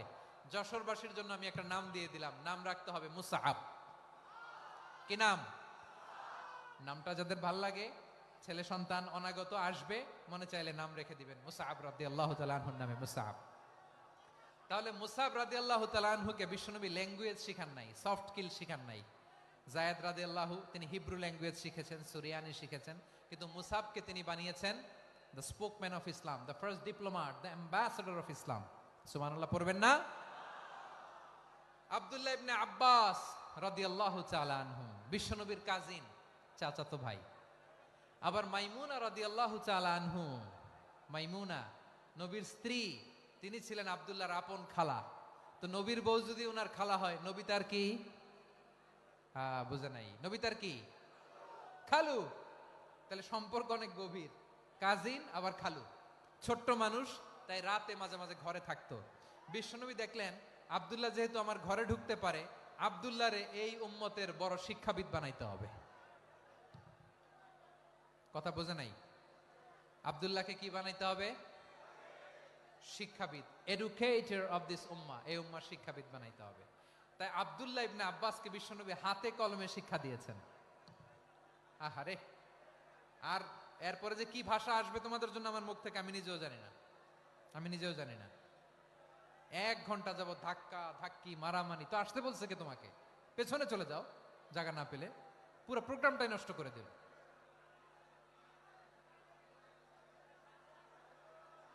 জি, আমার দিকে তাকান, আমি শেষ করে দিচ্ছি। হবে না, ইন্টেলেকচুয়াল আলোচনা এখানে হবে না, আমি বুঝতে পারছি, আমি শেষ করে দিচ্ছি। আব্দুল্লাহ ইবনে আব্বাস রাদিয়াল্লাহু তাআলা আনহু, মনোযোগ দিয়ে কয়েকটা মিনিট শুনুন, আমি এখনই শেষ করে দিচ্ছি। এরপর আওয়াজ করবে, এই যে এগুলো কি আমি বুঝলাম না। আমি বললাম না সব করা যাবে, বসে যাও, শুয়ে যাও, চলে যাও, আওয়াজ করা যাবে না। অন্যকে বসো এটাও বলার দরকার নেই, জাস্ট এদিকে তাকাও। আল্লাহ। আব্দুল্লাহ ইবনে আব্বাস রাদিয়াল্লাহু তাআলা আনহু, ওনাকে বিশ্বনবী হাতে কলমে শিক্ষা দিয়েছেন, যেহেতু উম্মতের শিক্ষাবিদ হবেন, এডুকেটর হবেন। তো বিশ্বনবী রাতে যখন তাহাজ্জুদ পড়তেন, ছোট্ট আব্দুল্লাহ ঘরে থাকতো। বুঝতে পেরেছেন? ছোট্ট মানুষ তো ঘরে থাকতো। তো বিশ্বনবী তাহাজ্জুদের জন্য একবার দাঁড়িয়েছেন, ছোট্ট আব্দুল্লাহ ওযু করে দাঁড়াইছে। আচ্ছা বলেন তো, ইমাম আর মুসল্লি মোট যদি 2 জন হয়, একজন ইমাম একজন মুসল্লি, তো মুসল্লি ইমামের কোন দিকে দাঁড়াবে? ডানে দাঁড়াবে। ছোট্ট আব্দুল্লাহ বোঝে নাই, বিশ্বনবী তাহাজ্জুদ শুরু করেছেন, উনি ইক্তেদা করছেন আর দাঁড়াইছেন বায়ে। কোথায় দাঁড়িয়েছেন? আব্দুল্লাহ বলেন, যখন আমি বায়ে দাঁড়ালাম, আখাযা রাসূলুল্লাহ সাল্লাল্লাহু আলাইহি ওয়াসাল্লাম উযুনি আল ইউমনা ইয়াফতিলুহা, বিশ্বনবী নামাজরত অবস্থায় আমার কান ধরে টেনে আমার ডান দিকে এনে দাঁড় করায় দিলেন। পড়েন সুবহানাল্লাহ। দেখেন, হাতে কলমে শিক্ষা। আর জীবনে ভুল হবে? কথা কয় না, আর ভুল হবে? আর ভুল হবে না। এভাবে বিশ্বনবীর অনেক সঙ্গ পেয়েছেন, সফর করেছেন, একই বাহনে বসেছেন, এক বাহনে বসে লম্বা নাসিহত করেছেন, বলেছেন, ইয়া গোলাম ইহফাজিল্লাহ ইয়াহফাজকা, ইহফাজিল্লাহ তাজিদহু তুজাহাক, ইযা সাআলতা ফাসআলিল্লাহ ওয়া ইযা ইসতাআনতা ফাসতাইন বিল্লাহ। আল্লাহর বিধান মানো, আল্লাহর বিধান রক্ষা করো, আল্লাহ তোমায় রক্ষা করবে। আব্দুল্লাহ, চাইতে হলে আল্লাহর কাছে চাও, সাহায্য চাইতে হলে আল্লাহর কাছে সাহায্য চাও। মনে রাখো, গোটা বিশ্বের সবাই যদি তোমার সাহায্য করতে চায়, ততটুকুই করতে পারবে যতটুকু আল্লাহ তোমার নসিবে রেখেছে। গোটা বিশ্ব যদি তোমার বিরুদ্ধে ষড়যন্ত্রে দাঁড়িয়ে যায়, ক্ষতি ততটুকু করতে পারবে যতটুকু তোমার জন্য বরাদ্দ আছে, এর বাইরে কিছু করতে পারবে না। আওয়াজ করে বলেন ঠিক কিনা? এভাবে হাতে কলমে শিখিয়েছেন। বিশ্বনবীর সঙ্গ পেয়েছেন, ওনাকে বিষ্ণু ইসলাম শিক্ষাবিদ, এডুকেটর অফ দিস উম্মাহ হিসেবে সিলেক্ট করেছেন, হাতে কলমে শিখিয়েছেন। বিশ্বনবী একবার প্রকৃতির ডাকে সাড়া দিয়ে এসেছেন। এখন কি করতে হবে? নামাজের জন্য অজু করতে হবে। বিশ্বনবী এসেই দেখেন অজুর বদনায় পানি ভরা, খুশি হয়ে গেলেন, বললেন কে রেখেছে পানি? একজন বলল আব্দুল্লাহ রেখেছে। বিশ্বনবী অত্যন্ত খুশি হলেন, খুশি হয়ে একটা দোয়া করলেন, বললেন আল্লাহুম্মা ফাক্কিহু ফিদ্দীন ওয়া আল্লিমহু তা'ওয়ীল। আল্লাহ তুমি আব্দুল্লাহকে দ্বীনের বুঝ দিও আর কোরআনের তাফসীর শিক্ষা দিও। বিশ্বনবীর এই দোয়া এমন লাগছে, উনি রাইসুল মুফাসসিরিন, এই পৃথিবীতে যত মুফাসসির ছিল, যত মুফাসসির আসবে, সকল মুফাসসিরের সম্রাট হিসেবে স্বীকৃত হয়েছেন আব্দুল্লাহ ইবনে আব্বাস। বিশ্বনবী ওনারে আজান শিখান নাই, বিশ্বনবী ওনারে ল্যাঙ্গুয়েজ শিখান নাই, বিশ্বনবী ওনারে অ্যাম্বাসেডর বানান নাই, হাতে কলমে শিক্ষা দিয়েছেন। ছোট্ট মানুষ, বিশ্বনবী ইন্তেকাল করলেন, আবু বকরের সময় গেল, ওমরে ফারুকের খেলাফত, তখনও তিনি তরুণ। ওমরে ফারুক রাদিয়াল্লাহু তাআলা আনহু ওনার ক্যাবিনেট মিনিস্ট্রির বৈঠকে এই আব্দুল্লাহ ইবনে আব্বাসকে পাশ দিয়ে বসায় রাখতেন। বয়স্ক সাহাবারা এটা পছন্দ করতো না, তারা বলতো ঘটনা কি, আব্দুল্লাহর মতো ছেলে নাতি আমাদের আছে, এরা কেন রাখে ওমরে ফারুক? ওমরে ফারুক এটা টের পেলেন, তিনি বুঝতে পারলেন যে ক্যাবিনেট মেম্বাররা এটা পছন্দ করে না, ছোট্ট আব্দুল্লাহরা কেন রাখি, কেন যে রাখি এটা একদিন বুঝাবো। একদিন মিটিং এ তিনি সবাইকে বললেন ইদা জাআ নাসরুল্লাহি ওয়াল ফাতহ। এই আয়াত দ্বারা উদ্দেশ্য কি বলেন তো মুরব্বী সাহাবীরা? এক সাহাবী বলেন এই সূরা দ্বারা উদ্দেশ্য, আল্লাহ বলেছেন আমাদেরকে বিভিন্ন ল্যান্ড, বিভিন্ন এলাকা বিজয় করতে হবে। ওমরে ফারুক বললেন না, হয়নি। আরেকজন বললেন বিজয় হওয়ার পর আমাদের বেশি বেশি আল্লাহর বরত্বের ঘোষণা দিতে হবে, এটা উদ্দেশ্য। ওমরে ফারুক বললেন না, হয় নাই। যারা জিজ্ঞেস করেন কেউ পারে না। সব শেষে বিশ্বনবী ছোট্ট আব্দুল্লাহরে বলেন আব্দুল্লাহ ইদা জাআ নাসরুল্লাহি ওয়াল ফাতহ এর দ্বারা উদ্দেশ্য কি বলো তো? ছোট্ট আব্দুল্লাহ বলেন হুয়া আজালু রাসূলিল্লাহ। এই আয়াত দ্বারা বিশ্বনবীর বিদায়কে উদ্দেশ্য নেওয়া হয়েছে। ওমরে ফারুক বললেন হাযা হুয়া, এটাই তো সঠিক উত্তর, এটাই সঠিক তাফসীর এই আয়াতের। কারণ ইদা জাআ নাসরুল্লাহি ওয়াল ফাতহ, যখন আল্লাহর সাহায্য আর বিজয় আসবে, ওয়া রাআইতান নাসা ইয়াদখুলুনা ফি দীনিল্লাহি আফওয়াজা, আপনি দেখবেন দলে দলে ঢলে ঢলে বানের পানির মতো মানুষ ইসলামের দিকে ঢুকতেছে, ইসলামের বিজয় হয়েছে। তো ইসলামের বিজয়ের মিশন নিয়ে নবী আসছে, বিজয়ী যখন হয়ে গেছে এখন তো নবীর বিদায় হবে। জোরে বলেন ঠিক কিনা? কোন সাহাবী এই সূক্ষ্ম কথাটা ধরতে পারে নাই, ওই আব্দুল্লাহ ছাড়া। আব্দুল্লাহ যখন উত্তর দিছে সব সাহাবীদের টনক নড়েছে। এরপর থেকে কোন ক্যাবিনেট মিটিং এ আর কোন সাহাবারা কোনো প্রশ্ন করে নাই, আওয়াজ করে পড়েন সুবহানাল্লাহ। বিশ্বনবী আব্দুল্লাহ ইবনে আব্বাসকে দ্য এডুকেটর অফ দ্য উম্মাহ, উম্মার শিক্ষাবিদ হিসেবে গ্রহণ করেছেন। আওয়াজ করে পড়তে হবে আল্লাহু আকবার। সাহাবীদের নামগুলো মনে থাকবে? এক নম্বরে আবু মাহজুরা, মুয়াজ্জিন বানাইছেন। যায়েদ ইবনে সাবিত, দোভাষী, ট্রান্সলেটর অফ প্রফেট, এবং তিনি ছিলেন বিশ্বনবীর ব্যক্তিগত সচিব। মুসআব ইবনে উমাইর, the first ambassador and diplomat of Islam. আব্দুল্লাহ ইবনে আব্বাস, এই উম্মার সবচেয়ে বড় এডুকেটর, শিক্ষাবিদ। আরেকজন ছিল আব্দুল্লাহ ইবনে মাসউদ রাদিয়াল্লাহু তাআলা আনহু। দুই আব্দুল্লাহ, আব্বাস গেল, আরেকজন হচ্ছে মাসউদ। মক্কার তরুণ, ছাগল পালতো মুশরিকের। বিশ্বনবী আর আবু বকর রাদিয়াল্লাহু তাআলা আনহু একবার গেলেন, যে দেখে এই তরুণ দাঁড়ায় আছে। বিশ্বনবী বলেন আমি খুব ক্ষুধার্ত, তোমার কাছে কি দুধ আছে ছাগলের? আব্দুল্লাহ ইবনে মাসউদ বলে আছে। ওয়ালাকিন আনা মুতামান, কিন্তু যে দুধ আছে এটা আমানতের, আমি দিতে পারবো না। বিশ্বনবী এইটা শুনেই তারা টার্গেট করে ফেলছে। আনা মুতামান, দুধ আছে কিন্তু এটা আমার মালিকের, আমি তো দরদ দেখাই আমার মালিকের দুধ, আপনি পথিক, আপনারে দিতে পারি না। বিশ্বনবী টার্গেট করে ফেলছেন, এরে আমার কাজে লাগাইতে হবে। বিশ্বনবী বলেন আচ্ছা ঠিক আছে দুধ দিও না, কিন্তু এমন ছাগি আছে কিনা যেই ছাগির সাথে কোনো ছাগলের মিলন হয় নাই, তার ওলানে দুধও আসে নাই, বাচ্চাও নাই। এরকম ছাগির থেকে যদি আমি দুধ খাই তাহলে তো সমস্যা নাই। বলতেছে এরকম ছাগির থেকে দুধ খাইলে সমস্যা নাই, কারণ এরকম ছাগির ওলান থেকে দুধ আসবেও না। বলতেছে ঠিক আছে এরকম একটা ছাগি নিয়ে আসো। নিয়ে আসা হলো। বিশ্বনবী বিসমিল্লাহ বলে ওই ছাগির ওলানে হাত দিলেন। হাত দিতে দেরি, পুরো ওলানটা দুধে ভরে যেতে দেরি হয় না। বিশ্বনবী আর আবু বকর রাদিয়াল্লাহু তাআলা আনহু দহন করে পেট ভরে খেলেন। এই দৃশ্য আব্দুল্লাহ ইবনে মাসউদের হৃদয়ে দাগ কাটলো। এই মুজিজা দেখে তিনি বললেন আশহাদু আল্লা ইলাহা ইল্লাল্লাহ ওয়া আশহাদু আন্না মুহাম্মাদুর রাসূলুল্লাহ। তিনি ষষ্ঠ মুসলিম ছিলেন, 6 নম্বর মুসলমান। ওনাকে টার্গেট করে বিশ্বনবী দেখলেন এমন ইন্টেলেকচুয়াল ব্রেন, উনি সূক্ষ্ম সূক্ষ্ম জিনিস বুঝে বেশি, ফিকহি জ্ঞান ওনার মধ্যে বেশি। বিশ্বনবী ওনাকে কোরআনের জ্ঞান শিক্ষা দিতে লাগলেন। উনি বিশ্বনবী সবার কাছে কোরআন শোনায়, কিন্তু বিশ্বনবী নিজে আব্দুল্লাহ ইবনে মাসুদের কাছ থেকে কোরআন শুনতো। বিশ্বনবী একবার বললেন, ইকরা আলাইয়া ইয়া মাসুদ, ইবনে মাসুদ একবার শোনাও তো কোরআন দেখি। আব্দুল্লাহ ইবনে মাসুদ বলে, আকরাউ আলাইকা ওয়া আলাইকা উনজিল, নবী আপনার উপর কোরআন নাজিল হয় আর আমি আপনার সামনে কোরআন পড়ব। বিশ্বনবী বললেন, ইন্নী উহিব্বু আন আসমাআহু মিন গায়রি, আমি নিজে পড়তে যেমনি ভালোবাসি অন্যে পড়ুক আমি শুনবো, এটাও আমি ভালোবাসি। সূরা নিসা তিনি তেলাওয়াত করে শুনিয়েছেন। এমন সূক্ষ্ম সূক্ষ্ম বিষয় বিশ্বনবী উনাকে ধরিয়ে দিয়েছেন। উনি হয়ে গিয়েছেন, আব্দুল্লাহ ইবনে আব্বাস হয়েছেন রাইসুল মুফাসসিরিন, উনি হয়ে গিয়েছেন ফাকিহুল উম্মাহ। ওনার চাইতে বড় ফকি এই পৃথিবী আর দেখবে না, চিল্লায় বলেন সুবহানাল্লাহ। উনি বলতেন, ওয়াল্লাহি ওয়াল্লাহি ইল্লাযী লা ইলাহা গায়রু মা উনজিলাত সূরাতুন ইল্লা ওয়া আনা আ'লামু আইনা উনজিলাত ওয়া ফীমা উনজিলাত। বিশ্বনবী এমন ভাবে কোরআনের দার্স আমাকে দিয়েছেন, কোরআনে যত সূরা নাজিল হয়েছে, যেখানে নাজিল হোক না কেন আমি জানি এটা কোথায় নাজিল হয়েছে এবং কোন প্রেক্ষাপটে নাজিল হয়েছে। এমন একটা সূরা নাই যে সূরার কোথায় নাজিল হয়েছে আমি মাসুদের জানা নাই, কোন প্রেক্ষাপটে নাজিল হয়েছে আমার জানা নাই। এরকম ঘটবে না, চিল্লায় বলেন আল্লাহু আকবার। এই আব্দুল্লাহ ইবনে মাসউদ রাদিয়াল্লাহু তাআলা আনহু ওমর ফারুকের সময় কুফার চিফ জাস্টিস ছিলেন। কুফা নগরীর চিফ জাস্টিস। চিফ জাস্টিস বুঝেন নাই? বিচারপতি। কি ছিলেন? সবাই বলে নাই, কি ছিলেন? বিচারপতি ছিলেন।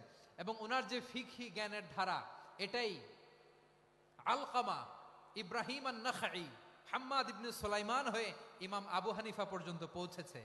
এবং ওনার ফিকহি জ্ঞানের ধারাই হানাফি মাযহাবে অ্যাকসেপ্ট হয়েছে। আজও এগুলো হানাফি মাযহাবে চর্চিত হয়। হানাফি মাযহাবের সব ফিক আব্দুল্লাহ ইবনে মাসউদের ফিকহি জ্ঞানের ধারা থেকে নেওয়া হয়েছে, চিল্লায় পড়েন সুবহানাল্লাহ। তাহলে উনাকে বিশ্বনবী বানিয়েছেন জুরিস্ট, আইনবিদ, ফাকিহ। উনারে আজান শিখান নাই। হিউম্যান রিসোর্স ডেভেলপমেন্ট কিভাবে করবেন, মানব সম্পদের উন্নয়ন কিভাবে করতে হয়, কিভাবে যার যেখানে প্রতিভা কাজে লাগাতে হয় উনি দেখিয়েছেন। সুবহানাল্লাহ পড়বেন না? খালিদ বিন ওয়ালিদ নাম শুনছেন? কে কে শোনেন নাই হাত তোলেন। কি ছিলেন? বীর যোদ্ধা ছিলেন খালিদ বিন ওয়ালিদ। কিন্তু তিনি ইসলাম ধর্ম গ্রহণ করেছেন অনেক দেরিতে, 8ম হিজরিতে।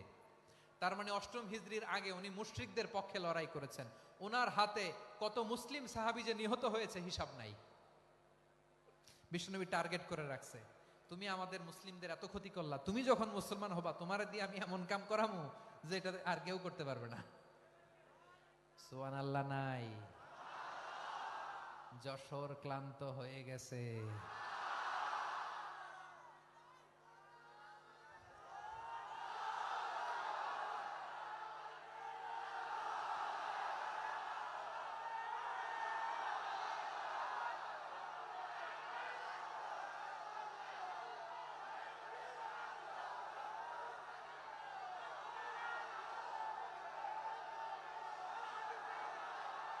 মাশাআল্লাহ, বসুন বসুন বসুন। খালিদ বিন ওয়ালিদ রাদিয়াল্লাহু তাআলা আনহু 8ম হিজরিতে মুসলিম হয়েছেন, মক্কা বিজয়ের আগে। তো মক্কা বিজয়ের আগে যখন মুসলিম হয়েছেন, এর আগে কি করছেন? কাফিরদের সাথে যুদ্ধ করেছেন। উনি উহুদের যুদ্ধে মুসলমানদের যে পরাজয় ভাব, কঠিন পরিস্থিতির মুখোমুখি উনার কারণে পেছন থেকে এমন আতর্কিত আক্রমণ করেছেন, মুসলমানদেরকে কচুকাটা করেছেন। 8ম হিজরিতে আল্লাহ তাআলা হেদায়েতের নূর দিয়ে ওনার হৃদয়টাকে উজালা করে দিলেন। লা ইলাহা এটা এমন বাণী যার হৃদয় একবার টাচ খাবে, এইটা থেকে সে আর পালিয়ে বেড়াতে পারে। ঝিনুকের ভেতর লুকিয়ে থাকে যেমন মতি, ঝিনুকের ভেতর লুকিয়ে থাকে যেমন মতি, কলমা শাহাদাতে আছে আল্লাহর জ্যোতি, কলমা শাহাদাতে আছে আল্লাহর জ্যোতি। ঠিক কিনা বলেন? মক্কা বিজয়ের আগে মুসলিম হলেন, হওয়ার পরেই বিশ্বনবীর টার্গেট ফুলফিল হলো। ওই যে টার্গেট করে রেখেছেন আর দোয়া করেছেন, খালিদ বিন ওয়ালিদ যদি মুসলিম হয় তাকে আমি মিলিটারি চিফ বানাবো। ওনাকে আজান শিখান নাই, ওনারে কান ধইরা নামাজের এই মাথা থেকে ওই মাথা আনান নাই, ফিকহি কোরআনের সূক্ষ্ম তাফসীর ওনারে শিখান নাই, অ্যাম্বাসেডর বানান নাই। বিষ্ণু ইসলাম উনাকে সামরিক অভিযানে প্রেরণ করেছেন। সামরিক অভিযানে তিনি প্রেরণ করেছেন। ওনার জীবদ্দশায় ওনার নেতৃত্বে যতগুলো যুদ্ধ হয়েছে, একটা যুদ্ধেও তিনি পরাজয় বরণ করেন নাই। ওমরে ফারুকের সময়কালে তিনি চিফ অফ মুসলিম মিলিটারি মানে মুসলিম সেনাপতি হয়েছেন। যশোর আওয়াজ করো, ঠিক কিনা বলো? সেনাপতি, মুসলিম সেনাপতি। তাহলে কিভাবে হিউম্যান রিসোর্স ব্যবহার করতে হয় গোটা বিশ্ব আমার নবীর কাছ থেকে শিখে নাও। খালিদ বিন ওয়ালিদ, ওনাকে বিশ্বনবী একটা উপাধি দিয়েছেন। উপাধিটা হচ্ছে সাইফুল্লাহিল মাসলুল, আল্লাহর নাঙ্গা তরবারি, আল্লাহর খোলা তরবারি, দ্য ওপেন সোর্ড অফ আল্লাহ। খালিদ বিন ওয়ালিদ মুসলিম সেনাপতি। হাসান বিন সাবেত নাম শুনছেন? দেখি উনি কি ছিল বলেন। রাসূলের সভা কবি, কালচারাল হিজিমনিকে ডিফিট করার জন্য। উনি ভালো অস্ত্র চালানো জানতেন না, ওই কাজে উনি যেতেন না। ওনার ছিল কাব্য প্রতিভা। কাব্য প্রতিভা, কাফিররা কবিতা দিয়ে নবীকে গালি দিত। বিশ্বনবী বলতেন, ইয়া হাসান আজিব আন রাসূলিল্লাহ, তুমি নবীর হয়ে কাফেরদের এই কথাগুলোর জবাব দাও। বিশ্বনবীর একটা মিম্বার ছিল। বিশ্বনবীর মিম্বারের পাশাপাশি মসজিদে নববীতে এই হাসান বিন সাবেতের জন্য বিশ্বনবী একটা স্পেশাল মিম্বার বানিয়ে দিয়েছেন। এখান থেকে তুমি জবাব দাও। এবং বিশ্বনবী বলেছেন, আল্লাহুম্মা আইয়িদহু বিরূহিল কুদুস। আল্লাহ, হাসান আমার পক্ষে জবাব দেয়, তুমি জিব্রাইল মারফত তাকে সাহায্য পাঠাইয়া দিও। রাসূল সাল্লাল্লাহু আলাইহি ইসলামের সভা কবি, the poet of the prophet, নবীর কবি। উনি কবিতা দিয়ে, এমন উচ্চাঙ্গের ভাষায় কবিতা দিয়ে তিনি জবাব দিতেন, কাফিরদের গা শিহরে যেত, তাদের হৃদয়ে আগুন ধরে যেত। তাহলে এরকম কবিরও দরকার আছে না নাই? এখন যাকে আল্লাহ দিছে কাব্য প্রতিভা, এরা যদি আপনি যুদ্ধের ময়দানে পাঠান হবে? যারে দিছে সুরেলা গলা, এরা যদি অ্যাম্বাসেডর বানান হবে না। হাসান বিন সাবিত ছিলেন বিষ্ণু ইসলামের কবি। হুযায়ফা ইবনুল ইয়ামান বিশ্বনবীর গোয়েন্দা বিভাগের প্রধান। কিসের প্রধান? হুযায়ফা ইবনুল ইয়ামান। ওনার ছিল ডিটেকটিভ মাইন্ড, ডিটেকটিভ মাইন্ড, গোয়েন্দা বিভাগের প্রধান। এবং উনি হচ্ছেন সাহিবু সিররি রাসূলিল্লাহ, রাসূল সাল্লাল্লাহু আলাইহি ওয়াসাল্লামের গোপন তথ্যের ধারক বাহক। নবীর যেই কথা কেউ জানে না, সব হুযায়ফার পেটের ভিতরে ছিল। সুবহানাল্লাহ পড়েন। মদিনার যত ইহুদি, ইহুদিদের একটা লিস্ট ছিল। এই লিস্ট শুধু দুইজন জানতো, বিশ্বনবী আর হুযায়ফা। সুবহানাল্লাহ পড়বেন না? তাহলে উনাকে কোন দায়িত্ব দিছে? কোন বিভাগ? যশোর আওয়াজ করো, কোন বিভাগ? গোয়েন্দা বিভাগের হেড ছিল। খন্দকের যুদ্ধে প্রচন্ড আজকের মতো শৈত্য প্রবাহ, মাটি খনন করতে করতে সাহাবীদের পেটে ক্ষুধা নাই, দাঁড়াইতে পারে না নামাজের জন্য, এত ক্লান্ত, ক্ষুধা ক্লান্ত।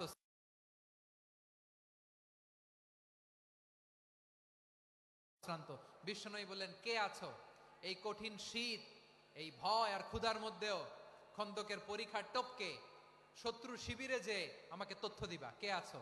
কারো গায়ে শক্তিই নাই যে দাঁড়াবে, কেউ দাঁড়ায় না। বিশ্বনবী তখন নিজে হুযায়ফাকে ডাক দিলেন, হুযায়ফা, যে আমাকে আজকে শত্রু শিবিরের তথ্য এনে দিবে, সে জান্নাতে আমার মোরাফাকা, আমার সঙ্গী হবে।